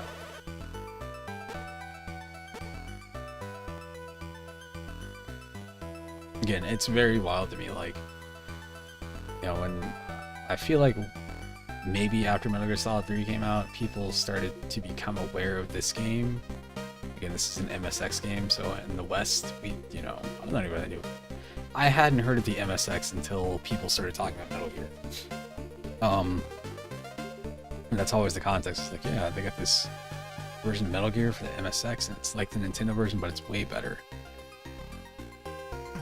I mean, at the time, I didn't know anybody that knew about the Nintendo version. I knew one kid who gave me his copy because he didn't understand it.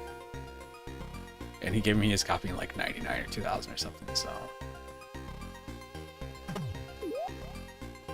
By that point, everybody I knew, like everybody that knew me, knew I was into retro games, which is wild. So I was like, I don't know, like 12, 13. But I was into Nintendo games. I like them.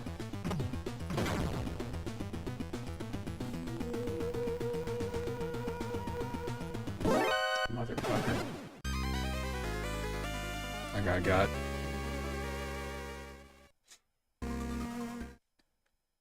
Alright, well.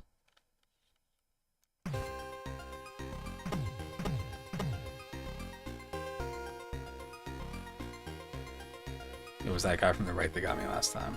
Got him. Alright, now that I know he's there.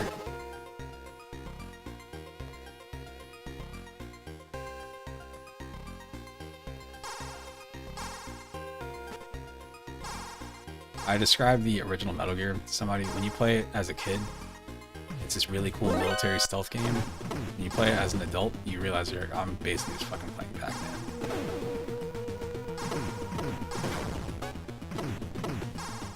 I spend so much time looking at the damn mini-map.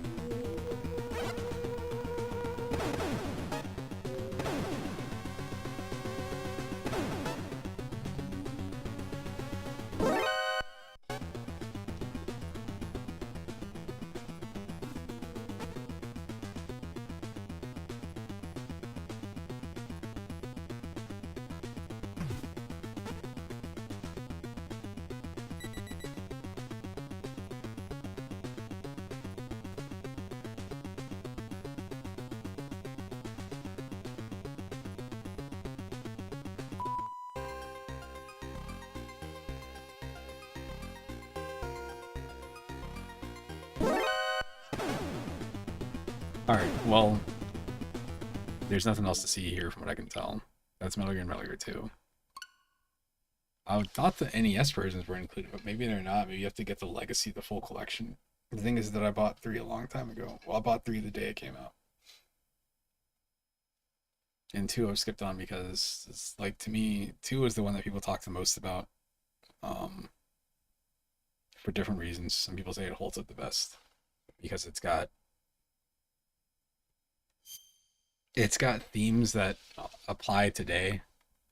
People talk about like, oh, Kojima could see the future. He knew it was going to happen. Type stuff. Are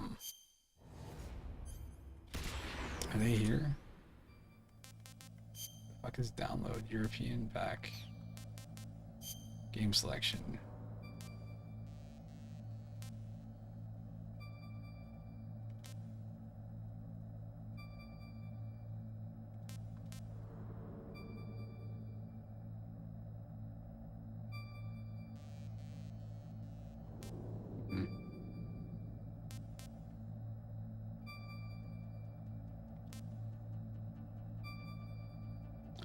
I think I got this as a Christmas or birthday present. I know I thought it was called the VR missions. I was like, oh man, it must be like virtual reality stuff. And I was like, no, it's the fucking challenge missions. Just a disc full of those.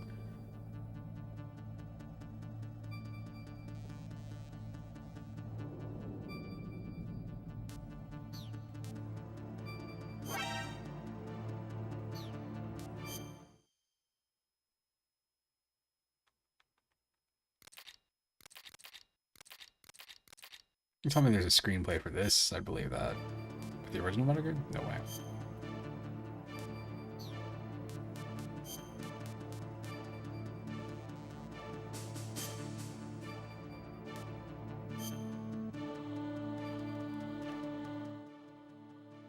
I love it when games launch the eShop from inside the game.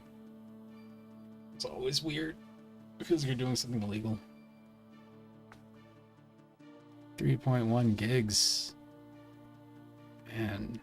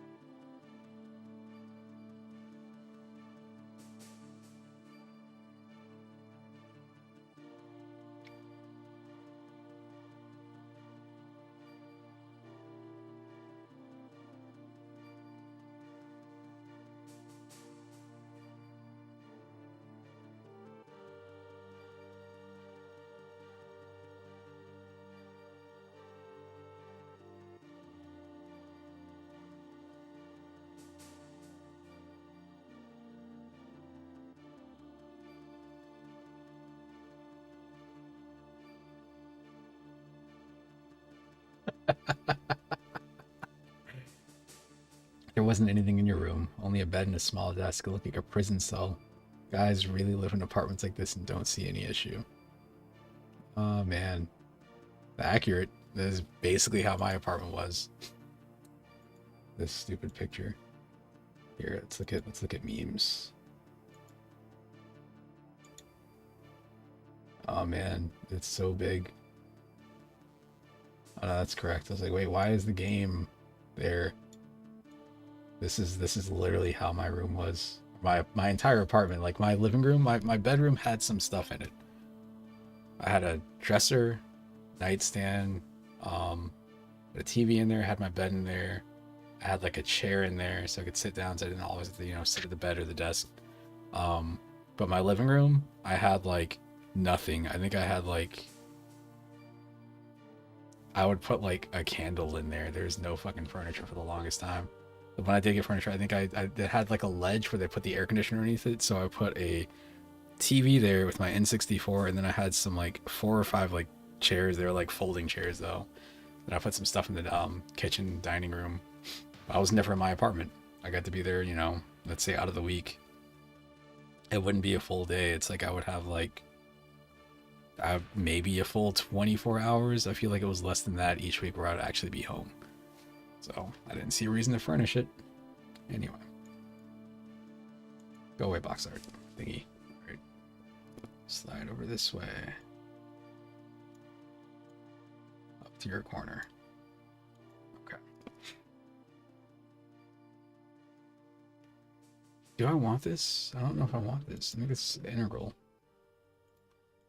Metal Gear Solid.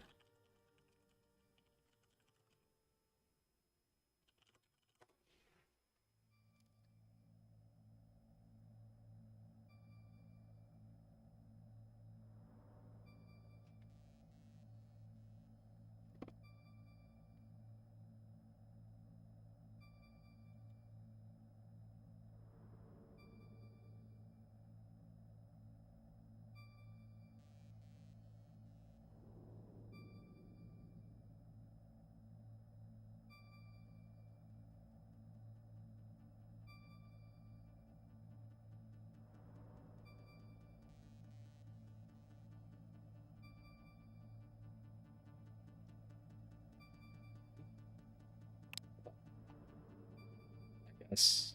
I mean, it's a free download.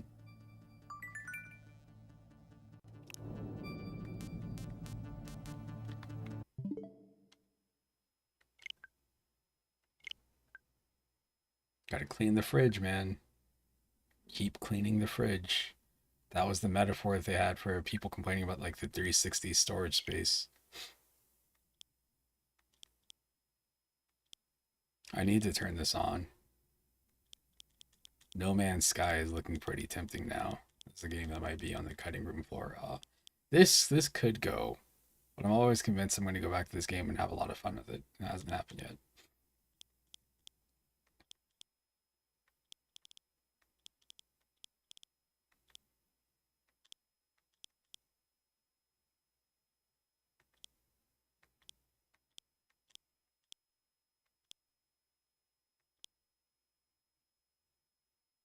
Guilty Gear, man.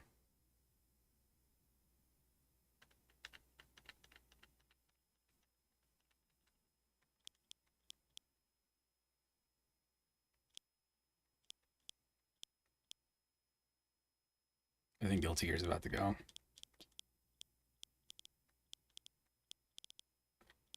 Tough choices.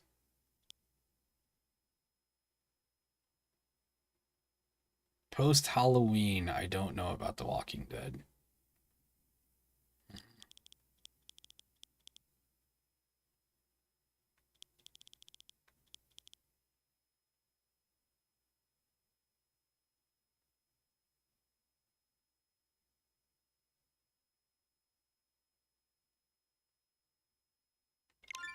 Walking Dead can go. Guilty Gear, you survived another day. Alright.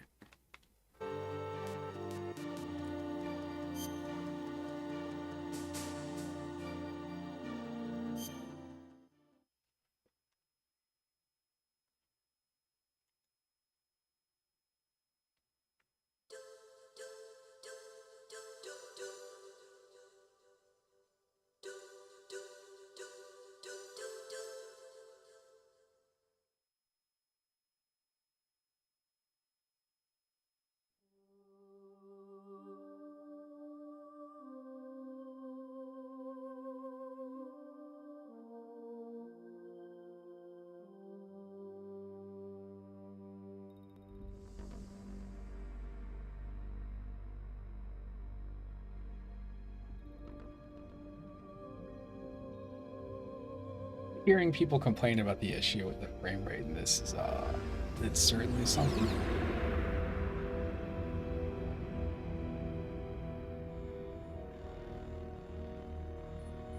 The nuclear weapons disposal The facility graphics on being Shadow like Moses PS1 Island level in Alaska's graphics. Fox Archipelago It's a PS1 was game. attacked and captured by next generation special forces, being led by members of Foxhound. They're demanding that the government turn over the remains of Big Boss, and they say that if their demands are not met within 24 hours, they'll launch a nuclear Really nice weapon. having a version of this game that's just like running where I don't have to worry about it like They'll potentially have two glitching. mission Hopefully. objectives. First, you're to rescue DARPA Chief Donald Anderson and the president of Armstech, Kenneth Baker. Both are being held as hostages. Secondly, you're to investigate whether or not the terrorists have the ability to make a nuclear strike and stop them if they do. What's the insertion method? We'll approach the disposal facility by sub. And then? We'll launch a one-man SDV. After the SDV gets as close as it can, dispose of it. From there on, you'll have to swim.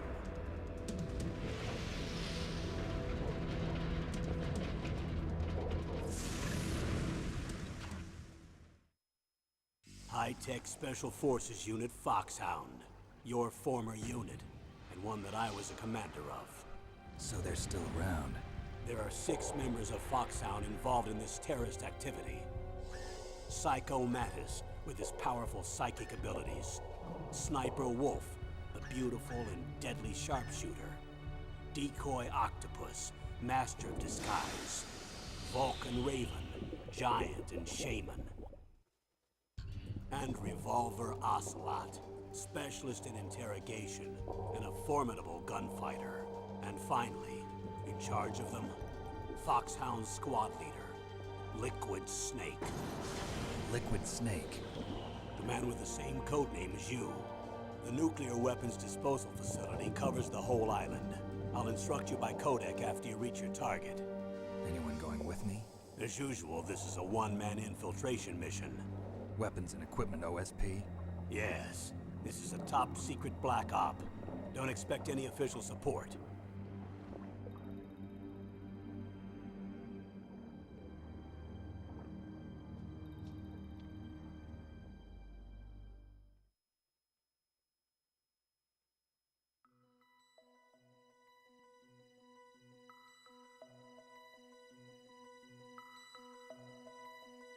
I don't know. There's always something going on in the Smash community. Press plus button. Oh, man, they did change everything. Okay, no, it's still the same. You gotta press the circle button to confirm. Caption on, off, vibration. Ooh. No, screen. Does it show a Switch controller? No, it doesn't. Disappointing.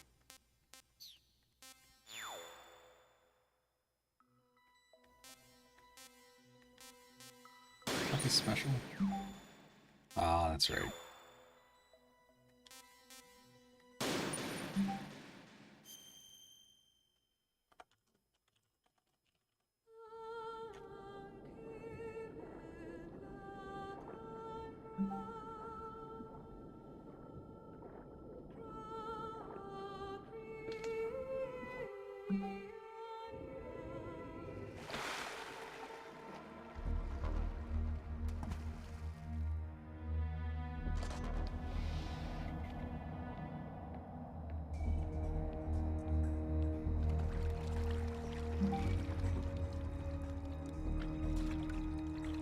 Stay alert.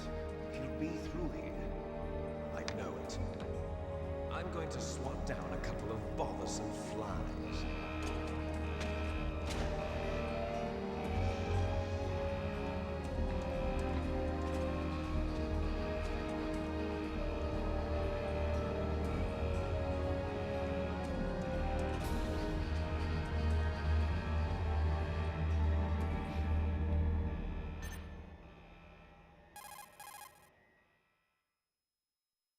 I don't mind it. Don't mind the game looking like a PS1 game. This is Snake. Yeah. Colonel, can you hear me? Loud and clear. What's the situation, Snake? Looks like the elevator in the back is the only way up. Just as I expected. Flipping You'll have to freezing take now. the My legs elevator are to the still like surface. tingly, But make but sure I'm nobody freezing. sees you. If you need to, contact me by codec. The frequency is 140.85.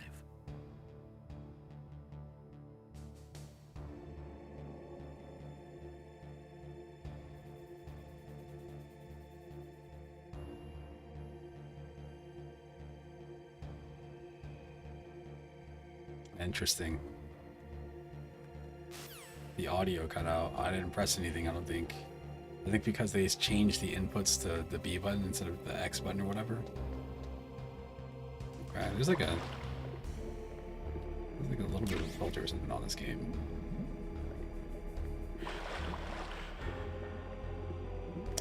I always thought it was funny how you can crawl on the ground underwater. It's the weirdest thing for a game as realistic. It's focused on realism as this game is. It's an odd choice.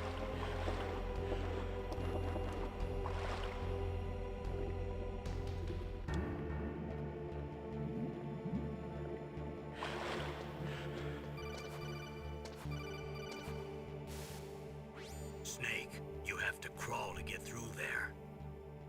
You see, they just had to say press the crawl button.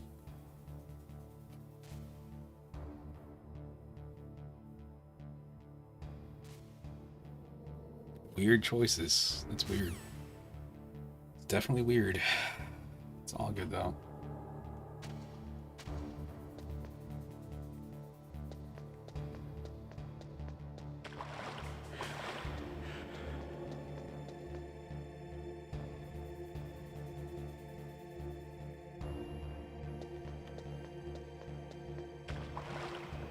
I need to go back and look at some stuff in the PlayStation version because now I'm looking. Look at the footprints and watch the most recent ones be the first ones that fade. It should be the other way around. You'd think. It's all good though. It's all good. No biggie.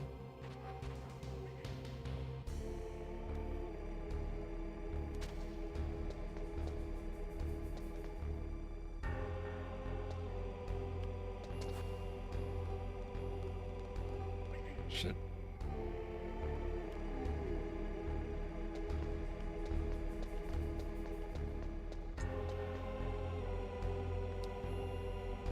There's my choke.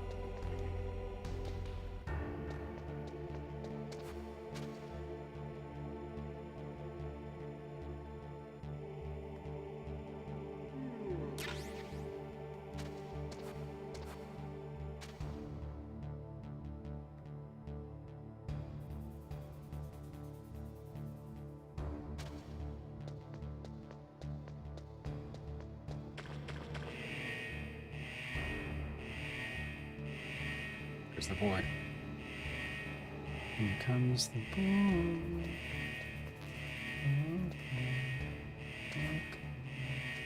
There he is. He is here.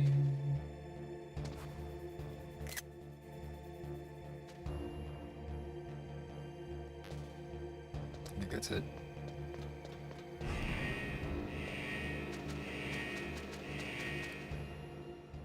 It's going to be very strange playing this game and not having to change discs or stress over that. I finished the game multiple times, I'm sure in emulators too, and every time, like, how do you change discs?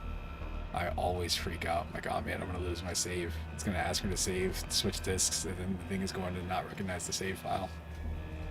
Or find out like I've got the NTSC version and like another revision of that and they don't work together. So handsome.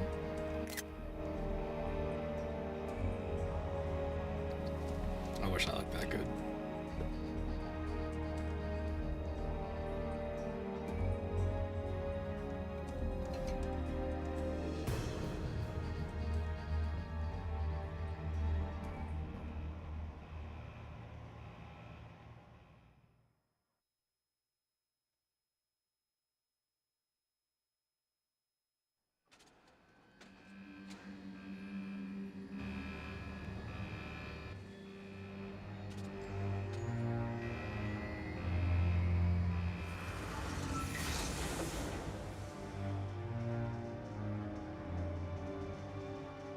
I wish I was into Smash.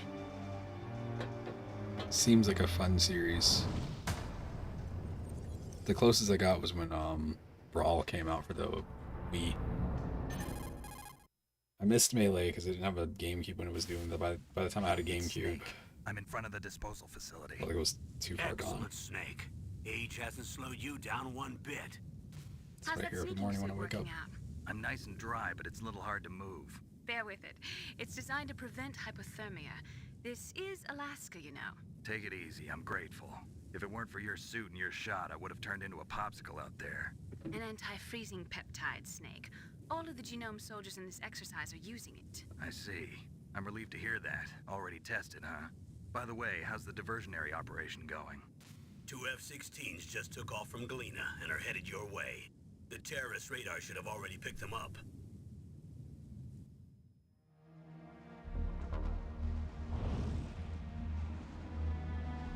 Behind D. Colonel, It's a Russian attack it's a chopper. Russian gunship Oh doing man, here. off. I have no idea, but it looks like our little diversion got their attention. Now's your best chance to slip in unnoticed. My crotch was vibrating because this was in my lap. Like, what is going on down here? Am I stretching that much? Hello, brother.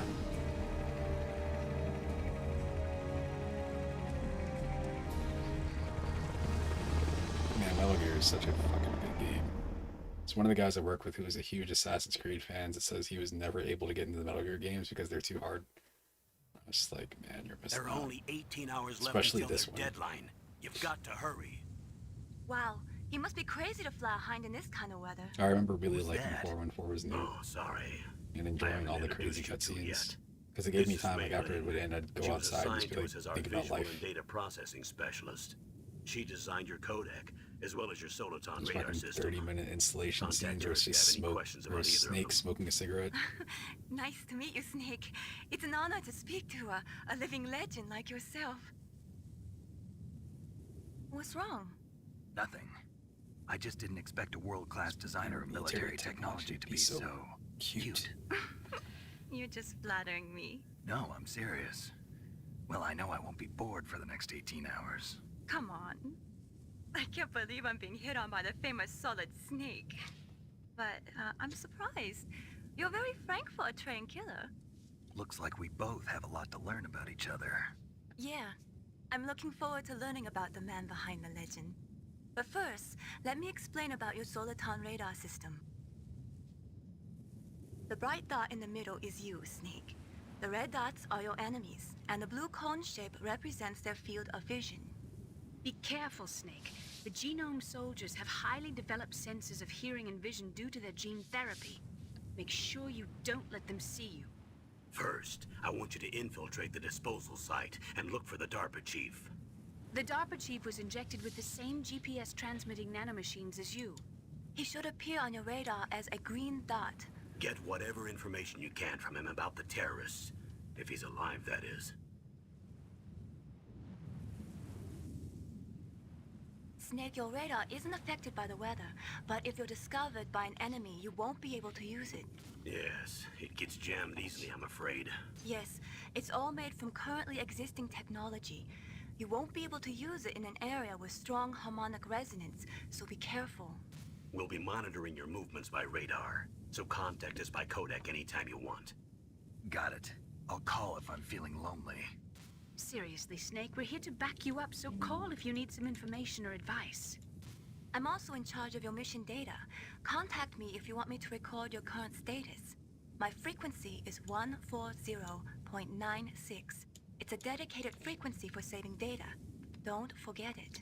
You see how the cutscene went on for so long, the screen started to get gray? There's going to be somewhere, I'm sure, it just goes you into need to arm standby. yourself with whatever weapons you can find. I remember. First, I'm strip searched by Dr. Naomi here, and then all my weapons are taken away. Imagine yourself put in that position.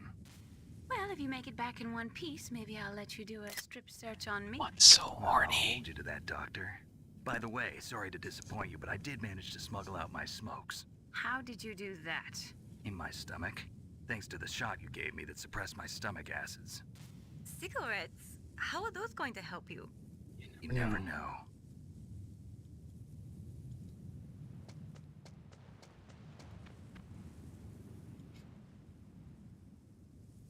If you want to get in, there's the front door. It's the fastest way, but there's too much risk of being spotted by the enemy.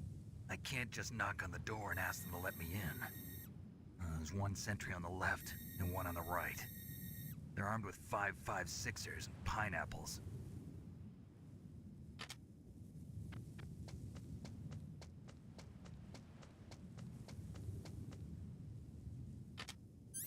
What about the air duct near the door? There should also be a duct on the second floor.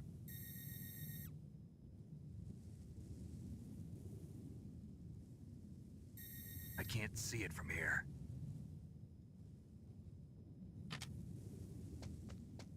I'll let you decide. The There's best snow either here. way. I did play this in the winter the Counting on first your time I played it, stick. so maybe this is a winter game, technically. I'm looking for games that feel appropriate to play this time of year.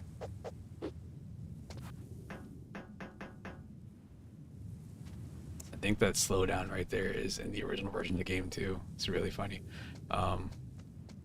It's only certain views. There's not many moments in the game that do that.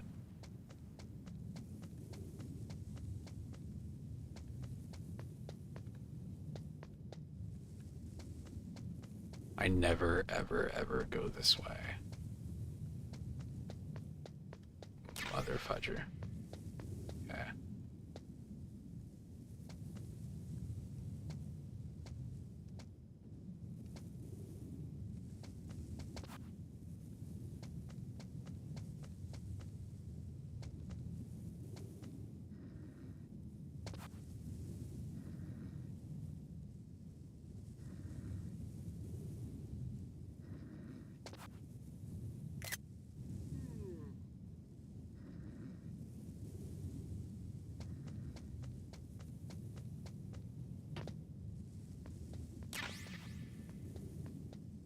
Got a copy of SOCOM.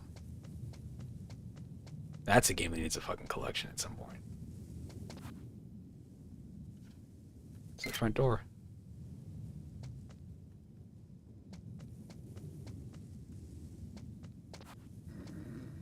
A surveillance camera?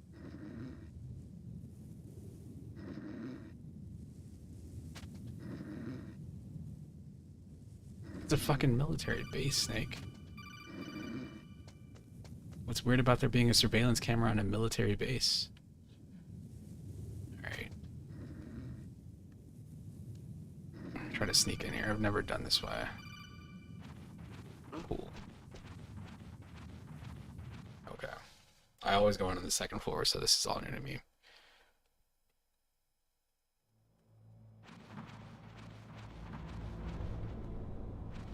Actually, is this the way with the rat poison?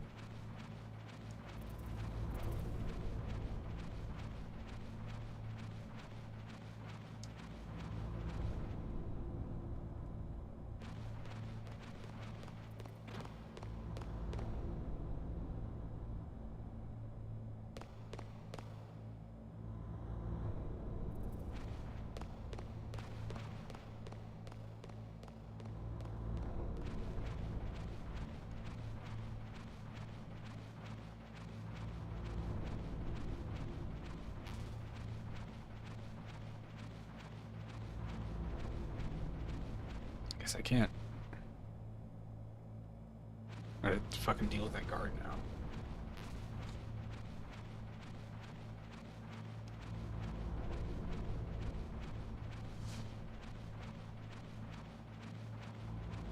I thought these sections looked really cool because it reminded me of Doom, but it also kind of creeped me out when I first played it because I was always expecting there to be something in the vents. I mean, it's a military game, but you never know. Yeah, these guys, these little guys. Snake, this is McDonald Miller. It's been a long time. Master, what are you doing here? I quit being a drill instructor, so I moved out here for some peace and quiet. I'm in retirement, just like you. Once in a while, I still help train the Alaskan Scouts. Passing on the skills to a new generation, huh? Campbell told me about the situation here. I thought I might be of some use. There's no one I'd rather have in a foxhole than you. Well, I know lots about survival in a harsh environment. I've lived in Alaska longer than you, so call me if you have any questions about the flora or fauna out here. My frequency is 141.80. Those mice are Alaskan field mice. Don't worry, they can't hurt you. Wild field mice don't have a thick layer of fat, but they can still survive the bitter winters here without hibernating. They dig tunnels under the snow. That's where they stay warm. Survival specialists, huh? I should learn from them. But there's a dark side too. Sometimes the males will kill and eat offspring that's not their own. To ensure the survival of their own genes, right? Yeah, pretty brilliant program, huh? If there are mice, that means there must be an exit somewhere. Follow the mice. Basketball.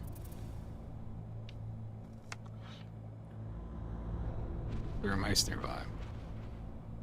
Be reminded later about my security stuff. Okay. I also was very scared of this. Like, oh shit, I'm gonna go through here and I'm gonna die.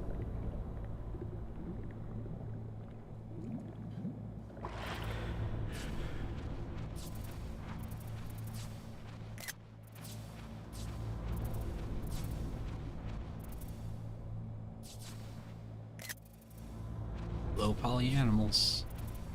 If that Twitter account's still active. It's a good one. It's a good one.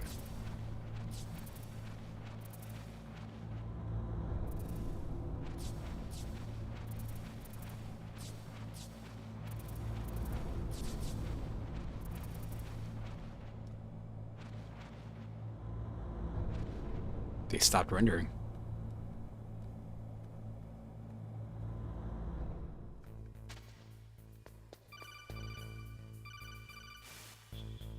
Use the elevator to change floors. There should be a cargo elevator that you can take down somewhere around there. Try to find it. Good. You've got yourself a weapon.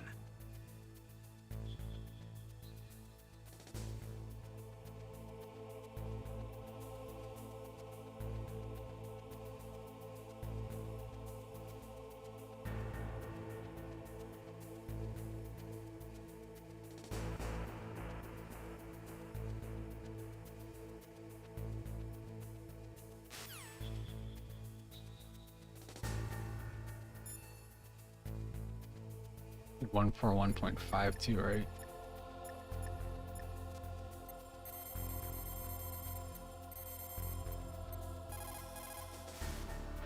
This is Nastasha Romanenko. A pleasure to work with you, Solid He's Snake. Russian, if you couldn't You tell. are the nuclear specialist that the Colonel mentioned? That's me. You can ask me anything about nukes that you want. I am also a military analyst, so I have an extensive knowledge of weapon systems as well.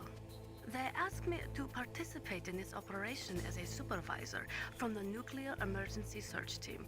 I was happy to accept. We must not allow terrorists to get their hands on nuclear weapons of any kind. I hope I can help you to stop them. You're a tough lady. Those terrorists are serious about launching a nuclear weapon? The world cannot stand by idly and allow that to happen, and neither can I. Unfortunately, all I can do from here is provide you with information. Hopefully that'll be enough. Another soldier here wouldn't make a difference anyway. It's good to work with you, Nastasha. Same here, Snake. Me too.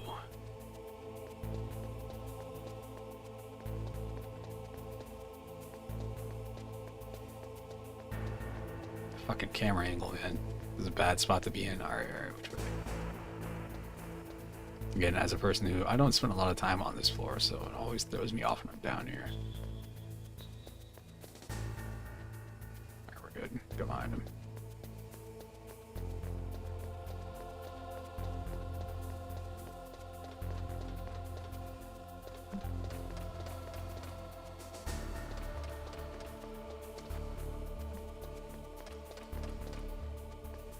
I'm looking at the mini-map more than what's going on the screen, because that way you can actually see the vision cones.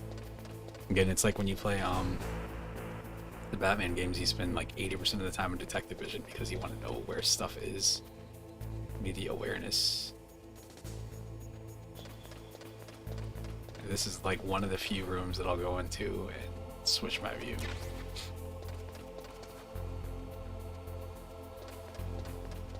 Because the door is open, so you can see.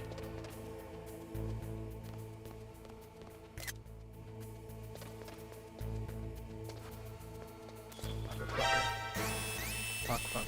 Let's go up. Alright, we're good.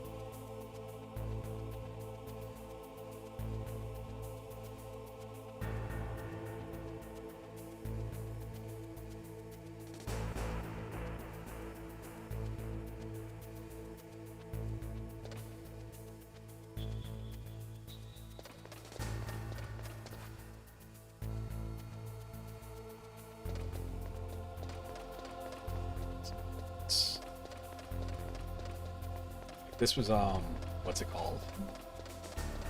What is that thing called? The Wii version of this. What the fuck is it called?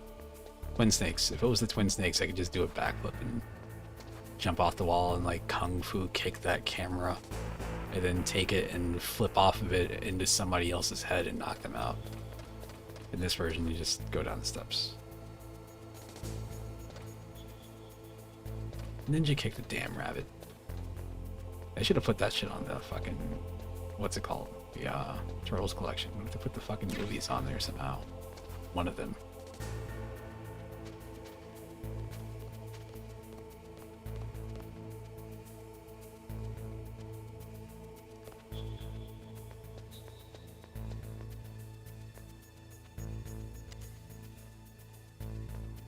This always made me nervous, because you just kind of have to wait until the thing gets up here. Let's do some squats.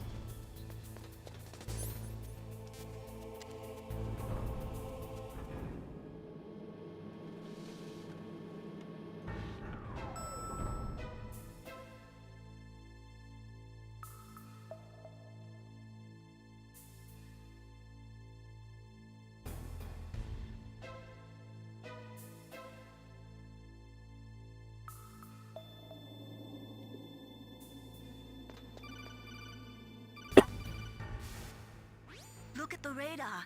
It's picking up the DARPA chief. He's the green dot. Hurry and rescue him.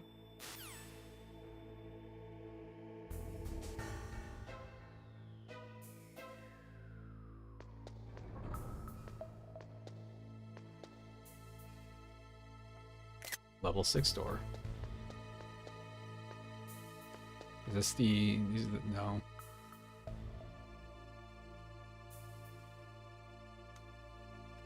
It's fire. The door is fire, man.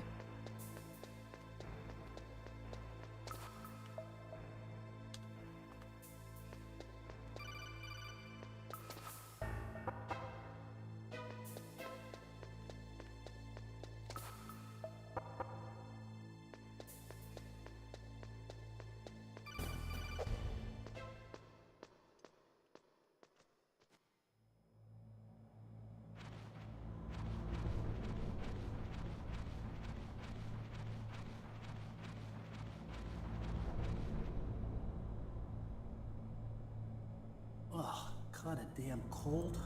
I hate Alaska. Boy, oh boy, that woman is built all right.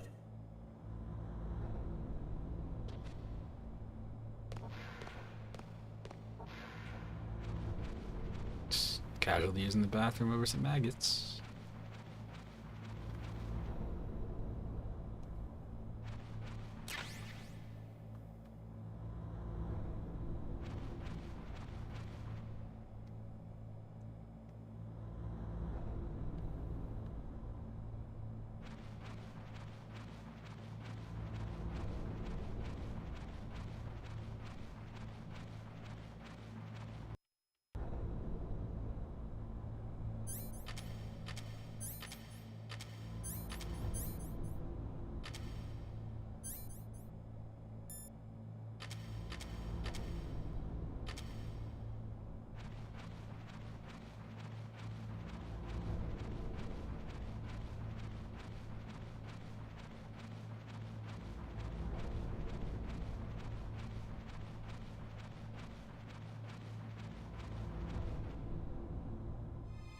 Is that a woman?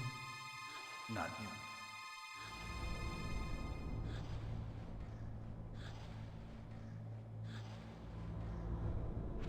I think she has a knife on her back.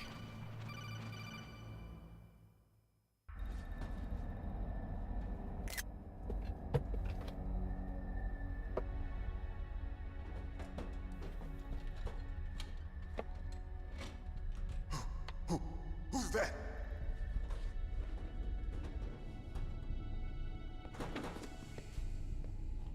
I'm here to save you. You're the DARPA chief, Donald Anderson, right? You here to save me, huh? What's your outfit? I'm the pawn they sent here to save your worthless butt. Really? It's true. You don't look like one of them. In that case, hurry up and get me out of here. Slow down. Don't worry. First, I want some information about the terrorists. The terrorists? Do they really have the ability to launch a nuke? What are you talking about? The terrorists are threatening the White House. They say if they don't accede to their demands, they'll launch a nuclear weapon. Sweet Jesus. Is it possible? It's possible. They could launch a nuke. How do they plan to launch? I thought this place was just for keeping the dismantled warheads. They shouldn't have access to a missile. What I'm about to tell you is classified information. Okay? We were conducting exercises with a new type of experimental weapon. A weapon that will change the world. What? A weapon with the ability to launch a nuclear attack from any place on the face of the Earth. That scene's gonna be too long. A nuclear-equipped walking battle tank. Metal Gear. Metal Gear. It can't be. You knew? Metal Gear is one of the most secret black projects. How did you know that? We've had a couple of run-ins in the past. So that's the reason you were here at this disposal site? Why else would I come to a godforsaken place like this? I had heard the Metal Gear project was scrapped. On the contrary, it's grown into a huge joint project between Arms Tech and ourselves. We were going to use this exercise as raw data and then proceed to mass production.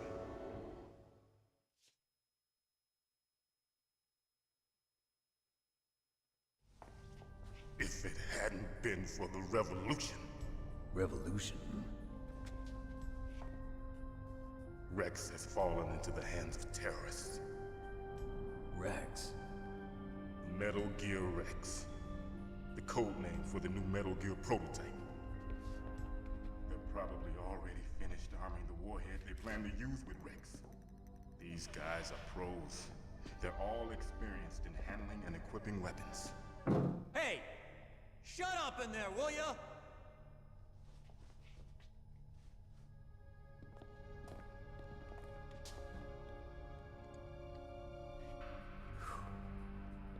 But I thought that all nuclear warheads were equipped with safety measures. Some kind of detonation code that you have to input. Oh, you mean PAL? Yes, of course, there is a PAL. It's set up so that you need to input 2 different passwords in order to launch the device. There are 2 passwords? Yes, Baker knows one, and I know one. Baker? The president of Arms Tech? That's right. Each of us needs to input our password, or there can be no launch. But they found out my password. You talked? Psycho Mantis can read people's minds. You can't resist. Psycho Mantis? One of the members of Foxhound. He has psychic powers. This is bad. It's just a matter of time before they get Baker's too. If they find out Baker's password... Yes, they'll be able to launch a nuke anytime. But there is a way to stop the launch. What? The card keys. Card keys? They were designed by Arms Tech, the system developers, as an emergency override. Even without the passwords, you can just insert the card keys and engage the safety lock. Why me? And if I do that? Yes. You can stop the launch. That card key. So where are the keys? Baker should have them. Listen, you need 3 card keys. There are 3 different slots to put them in. You need to insert a card into each one of them. Okay, 3 card keys. Do you know where they might be keeping Baker? Somewhere in the 2nd floor basement. 2nd floor basement? I heard the guards say they moved him to an area that has a lot of electronic jamming. Any other clues? Yes, they cemented over the entrances, but didn't have enough time to paint them. Why don't you look for the areas where the walls are a different color? Here, take this. It's my ID card. It'll open any level 1 security door. It's called a PAN card. It works together with your body's own electrical field. Personal area network, huh? It transmits data using the salts That's in what your we use body now. as the Kind of, but transmission not really. medium. As you approach the door's security devices, they'll read the data stored in the card. And the doors will open automatically. Gotcha. Okay, I'm gonna get you out of here. Wait a minute. What is it? You haven't heard any other way to disarm the PAL, have you? From your bosses or anyone? No. Are you sure you haven't heard anything? I just said no. So does the White House plan to give in to the terrorist demands? That's their problem. It has nothing to do with my orders. I'm just looking at the But aliasing. what about the Pentagon? Pentagon? What is it?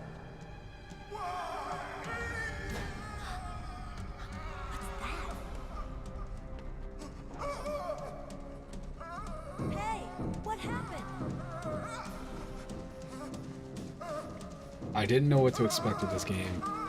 Because I'd never played the original Metal Gear, hadn't heard of Metal Gear 2. So when I played Solid and heard it was a really cool game, I thought he might have been turning into a zombie or something because Resident Evil was out. I got my PS1 in, I guess, 98, 99. Whenever Tony Hawk came out, it was that year.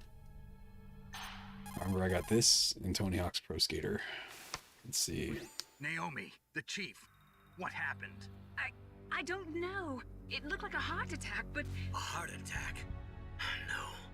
Colonel, are you hiding something from me? Absolutely not. Snake, you've got to understand. This op is security level red.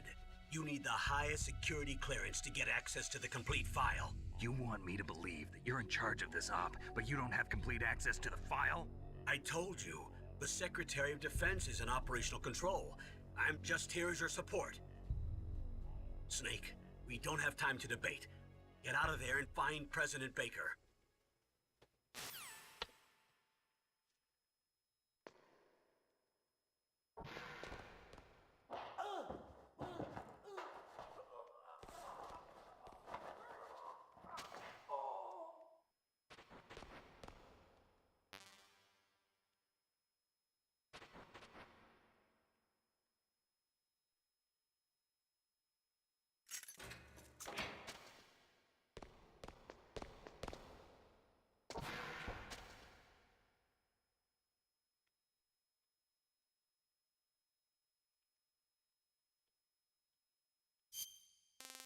Oh, whoa, whoa, whoa, whoa, whoa. Well, I guess I found this.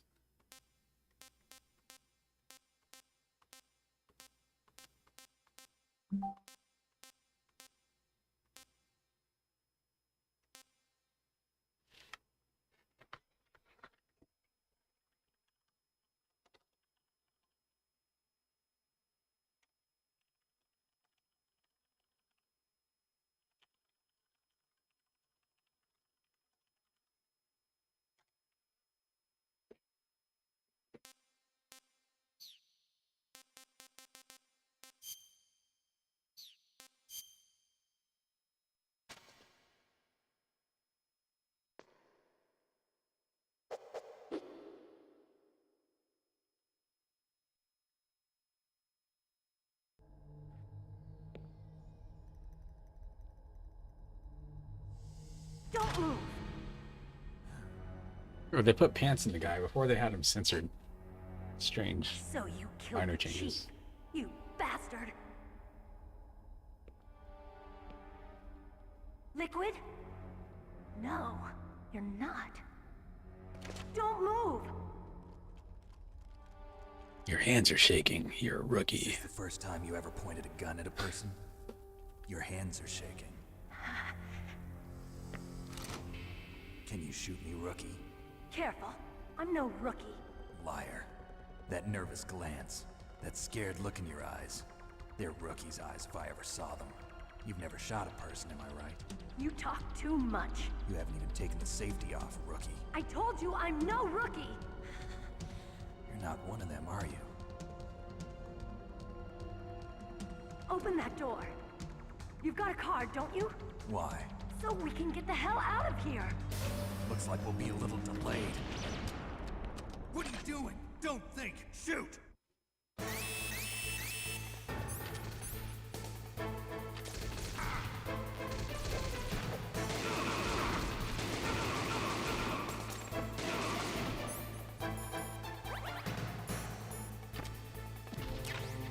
What are you waiting for? Shoot! Don't talk to me like a rookie! I'm telling you, shoot!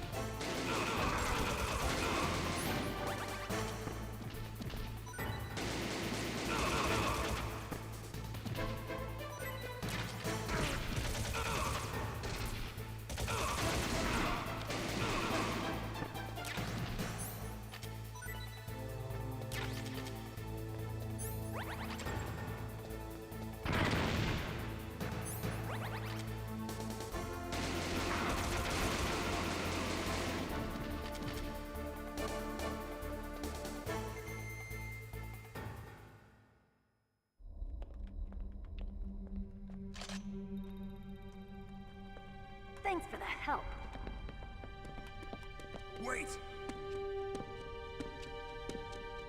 Who are you? The ass gives it away. I know that ass. You fool! You've killed him! I'm sorry, sir. His mental shielding was very strong. I could not dive into his mind. Now we'll never get that detonation code. Boss, I have a good idea.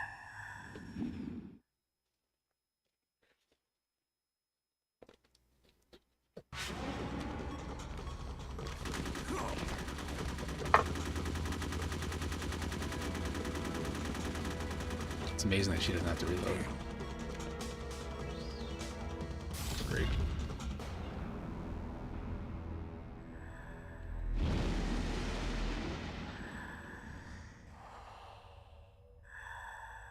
I think Arkham Knight was my biggest sacrifice today. It's because I would rather play, if I play through those games, I'm going to play through Asylum and then City and then Knight.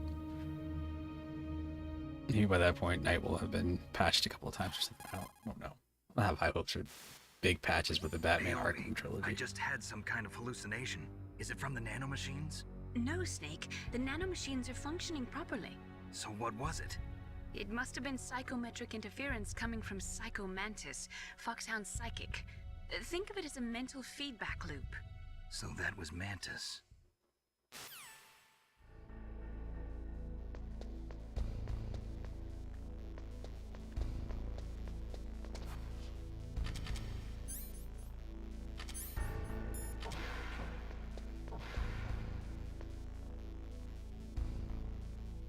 In the PlayStation release of this game, the US version, that dude is just straight up naked. It now occurs to me that it is weird that they would, she would take all of his clothes, including his boxers. Alright, nothing under there.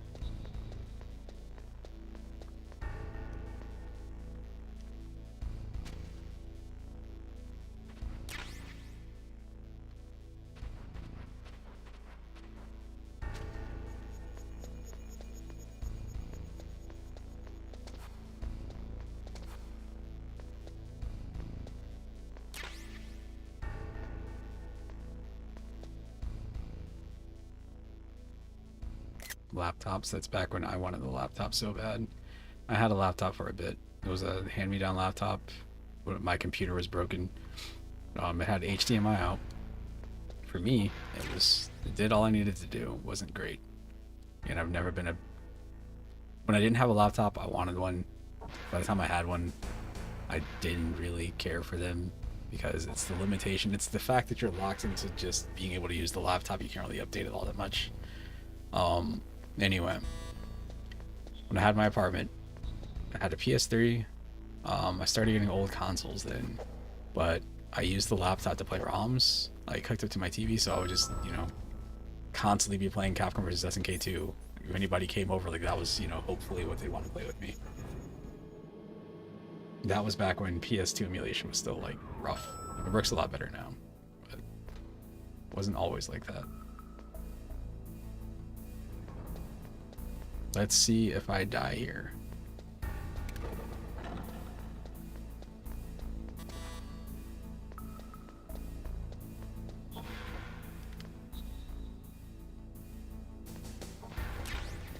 Shit, there's one of these rooms that I think you go into that has a... There's my dog.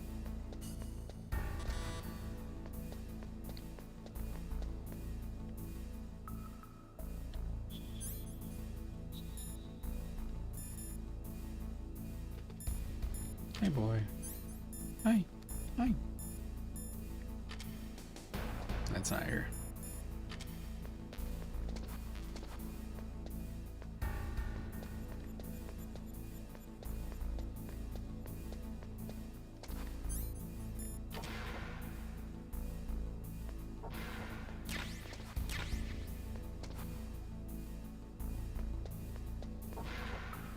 Those are grenades, but I need C4. That's it. It's the top left and the top right.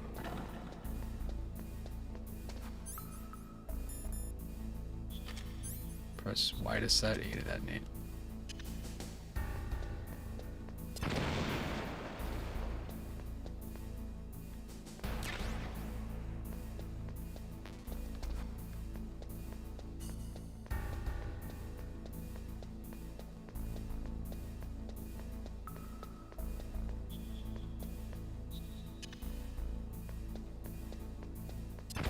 There's a kid I knew when I was in high school that was obsessed with, he was obsessed with two things. It was skateboarding.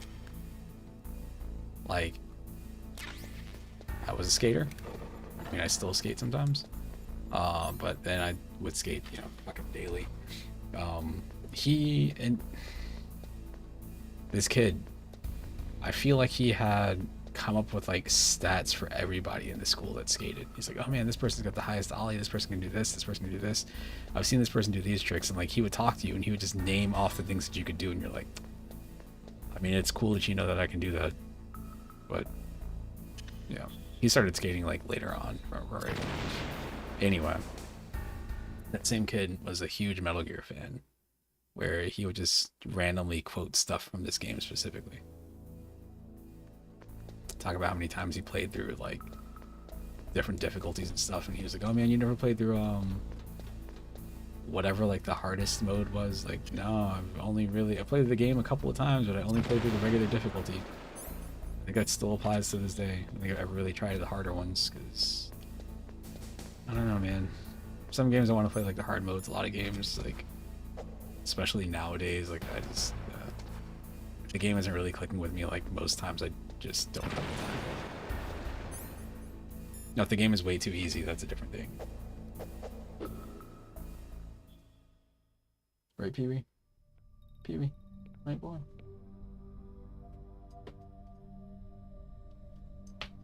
Am I too late?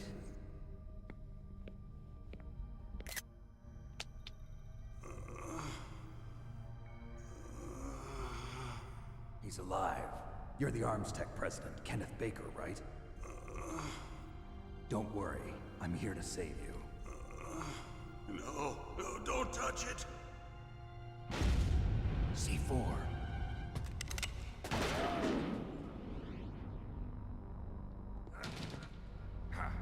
Right. Touch that wire, and the C4 will blow up along with the old man. So you're the one that the boss keeps talking about. And you? Special Operations Foxhound.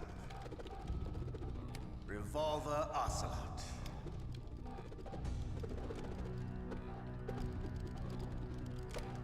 I've been waiting for you, Solid Snake. Now we'll see if the man can live up to the legend. This is the greatest handgun ever made. The Colt single-action arm. Just stroke that shaft. 6 bullets, more than enough to kill anything that moves. Now I'll show you why they call me Revolver. Because you're using a revolver. Is that it? Oh, boy. Hiding won't help you. I understand the bullets you see. I make them go where I want.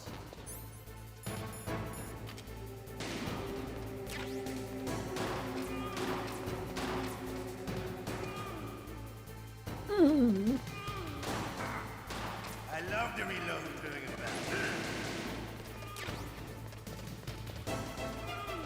Keep moaning, guy. I'm alive. Let's go.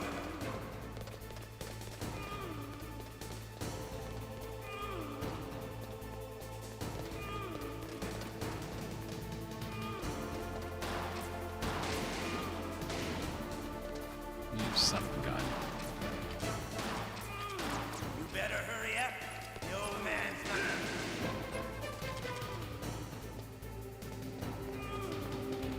Don't you want to settle this?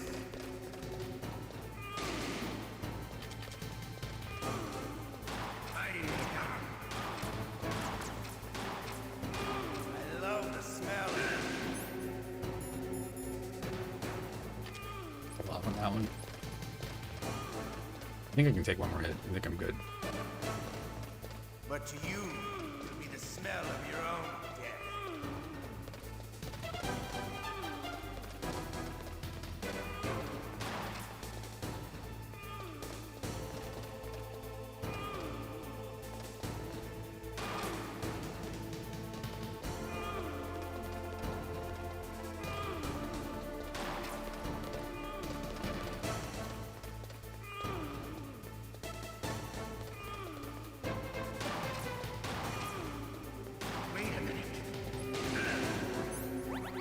Just in case. I can't do that sound. I get banned from Twitch. Fucker.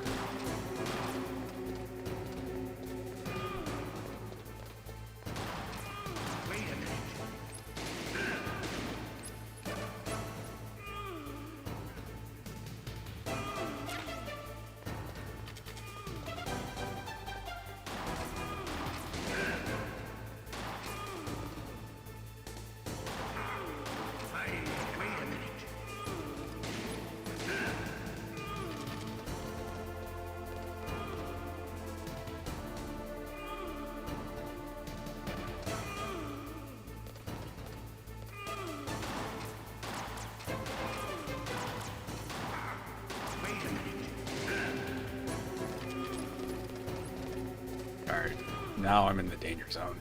Fight. Let's fight.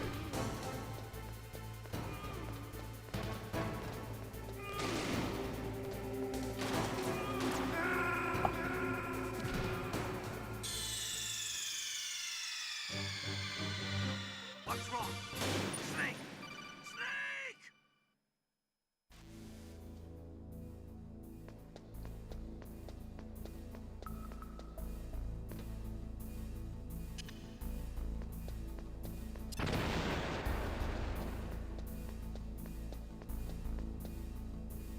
Hi, cutie. Hi, cutie. Hey.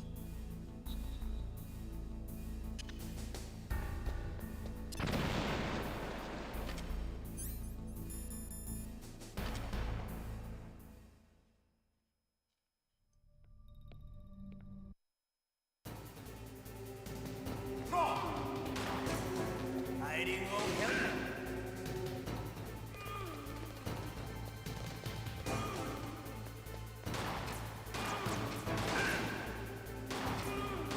I love to reload during a battle.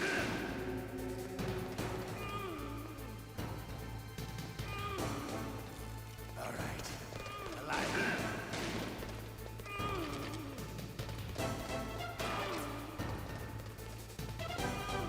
Hiding won't help.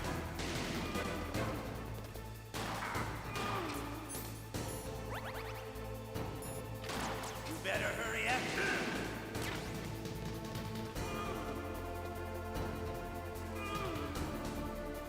Don't you want to settle this?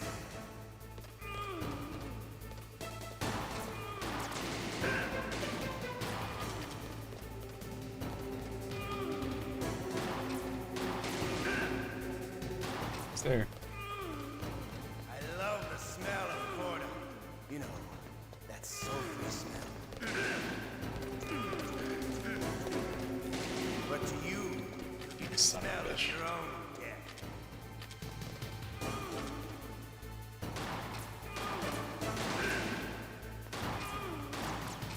Wait a minute. That last fucking You're pretty thing of good. ammo right there is so Just hard what to I'd get. expect from the man with the same code as the boss. It's been a long time since I had such a good fight, but I'm just getting warmed up. What? My hand!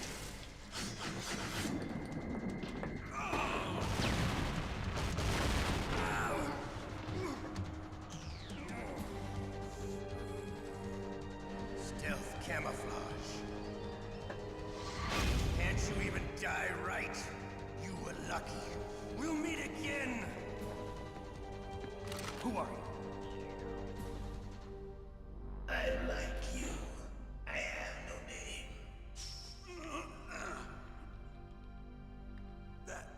That exoskeleton.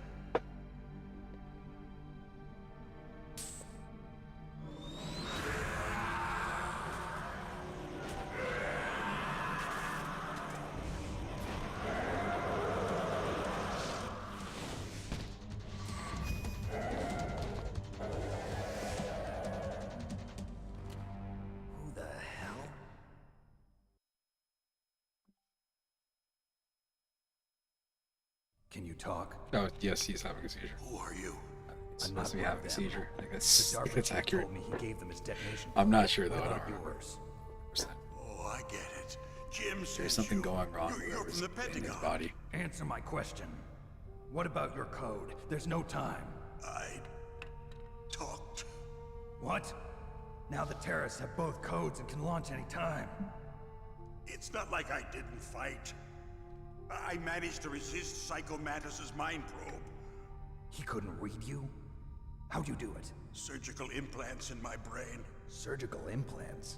Kind of like a psychic insulation. Everyone who knows these top secret codes has it. Even the DARPA chief? Of course. But the DARPA chief said Mantis got his code by reading his mind. Are you sure you heard him right? Yeah, I'm sure. In that case, how did they get your code?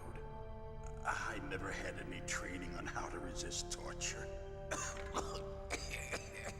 It looks like he had some fun with you, all right.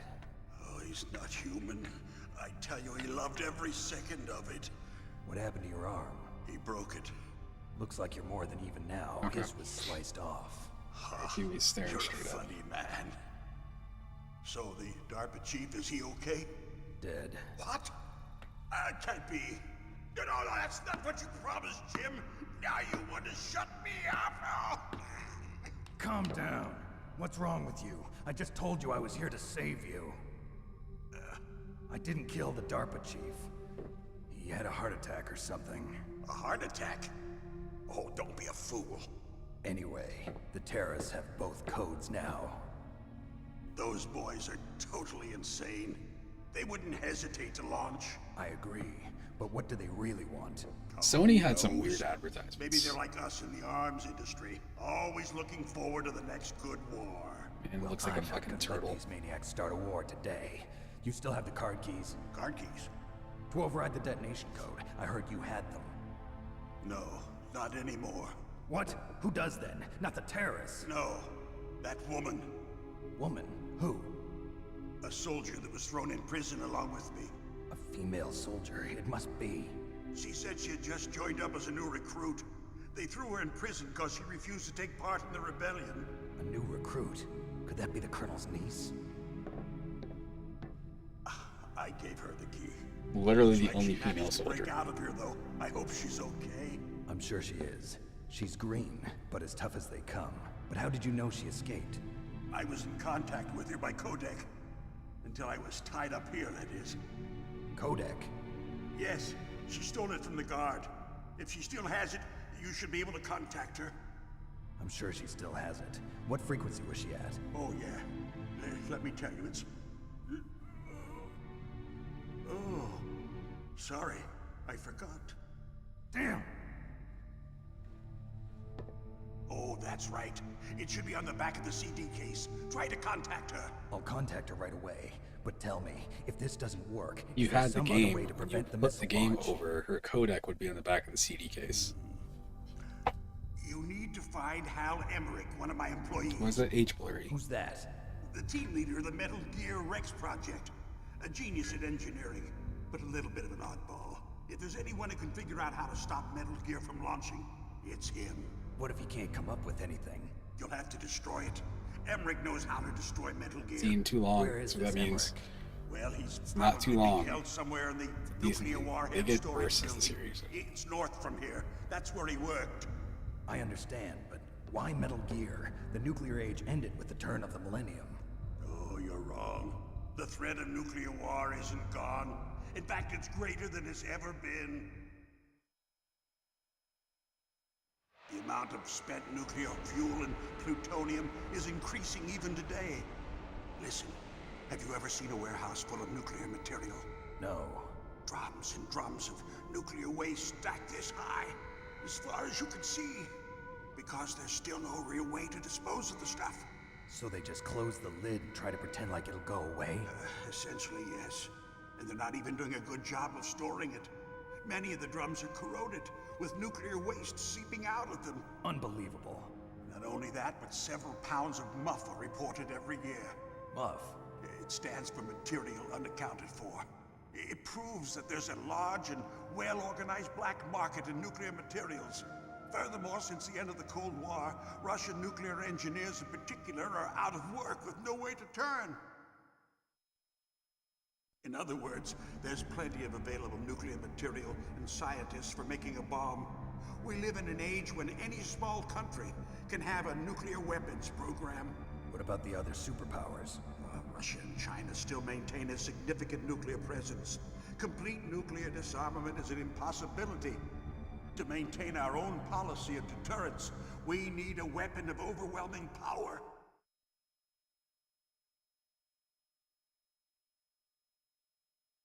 You mean Metal Gear? Yes. You know our industry suffered quite a blow as a result of the cuts in military budgets due to this so-called peace. I remember hearing a lot about mergers and takeovers among the big weapons makers. Yes, and after my company lost their bid to produce the Air Force's next line of fighter jet, the Metal Gear system was our last ace in the hole. That's why we pushed to have Metal Gear developed as a black project. Black project? Secret projects paid for by the Pentagon's black budget. You can avoid a lot of red tape and get a great lead time on your weapons production. And no one can bother you. Not even those bleeding heart liberals on the Military Oversight Committee.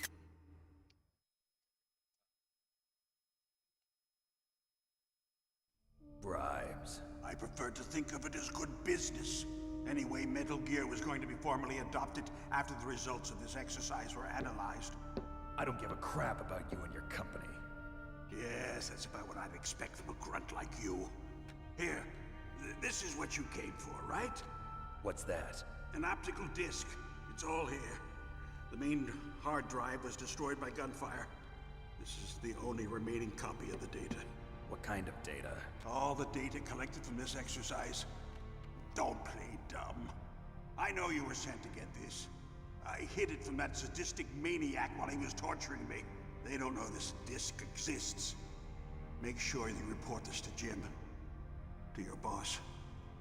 I'll give you my card too. It'll open up all security level 2 doors. Can you walk? No. No, you go on without me. They got my password. They don't want anything else from me. I have one more question. Who or what was that ninja thing? It looked like you knew something. That ninja? That was Foxhound's dark little secret. Dark little secret? An experimental genome soldier. You know him? You should ask Dr. Naomi Hunter from Foxhound. She knows better than I. Naomi? You've got to stop them. If it goes public, my company and I are finished.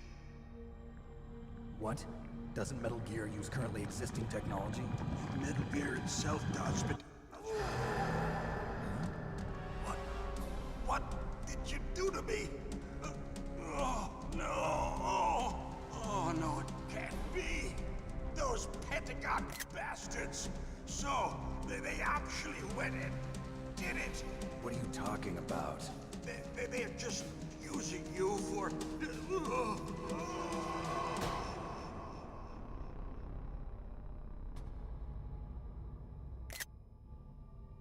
If it ever becomes clear what just happened. I think the hell. They use one thing to explain a lot of things. Nanomachine, son. Colonel, are you listening? Now he's dead too. I have no idea. Colonel. Don't lie to me. He'd look like another heart attack, but... Some kind of poison?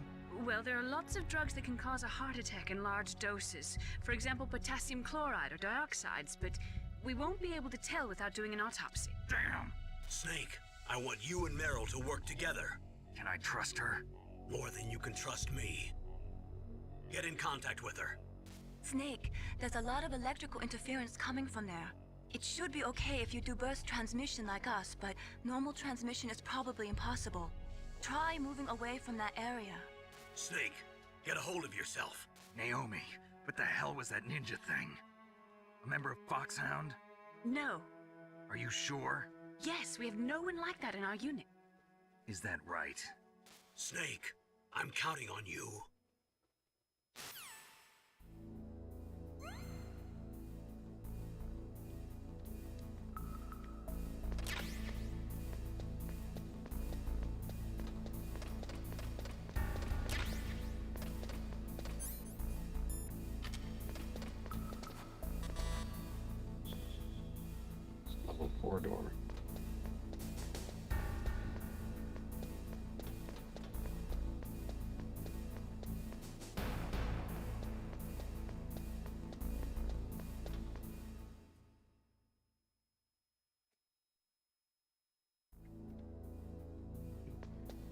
get the actual dudes back now. Boys are back in town.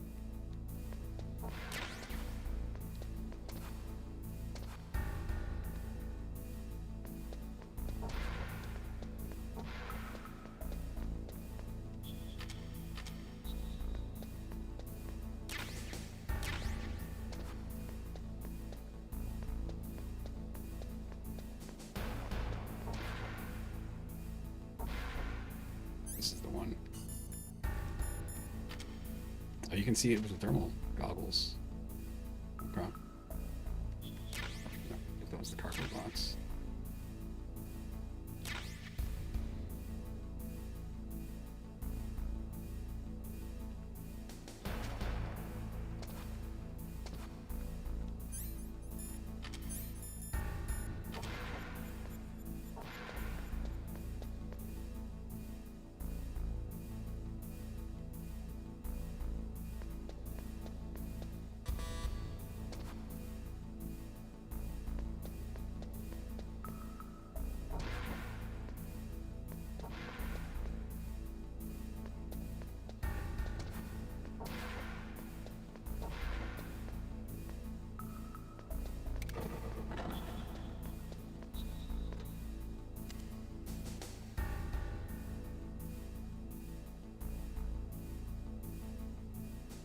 Let's go, let's go, let's go, let's go. Shit.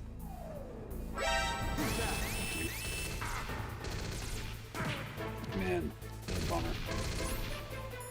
Almost out.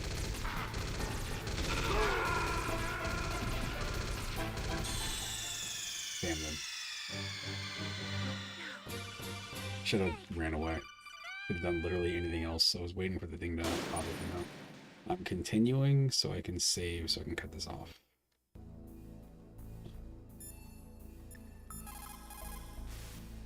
What can I do for you, Snake? I need 1 block of memory. I have 15 blocks for you. Snake, remember what the Gaul said. The graveyards are full of indispensable men. Snake, you're all alone and surrounded by bad guys. Try to be careful and avoid getting into a fight whenever you can. You're right. Wow, you know all sorts of great quotes, don't you? Well, both my parents are from Guangdong, China, but I was born and raised in America.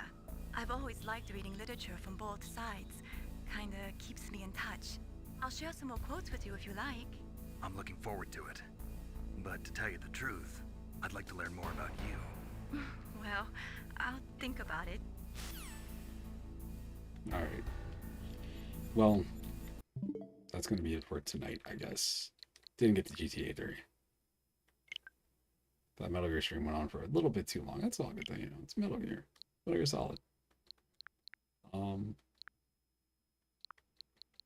Yeah. And then this. I got surprisingly a good amount of playtime out of this right here. Anyway. Well, happy hump day. It's officially Wednesday now on the East Coast, so I'll see you later. Peace out and have a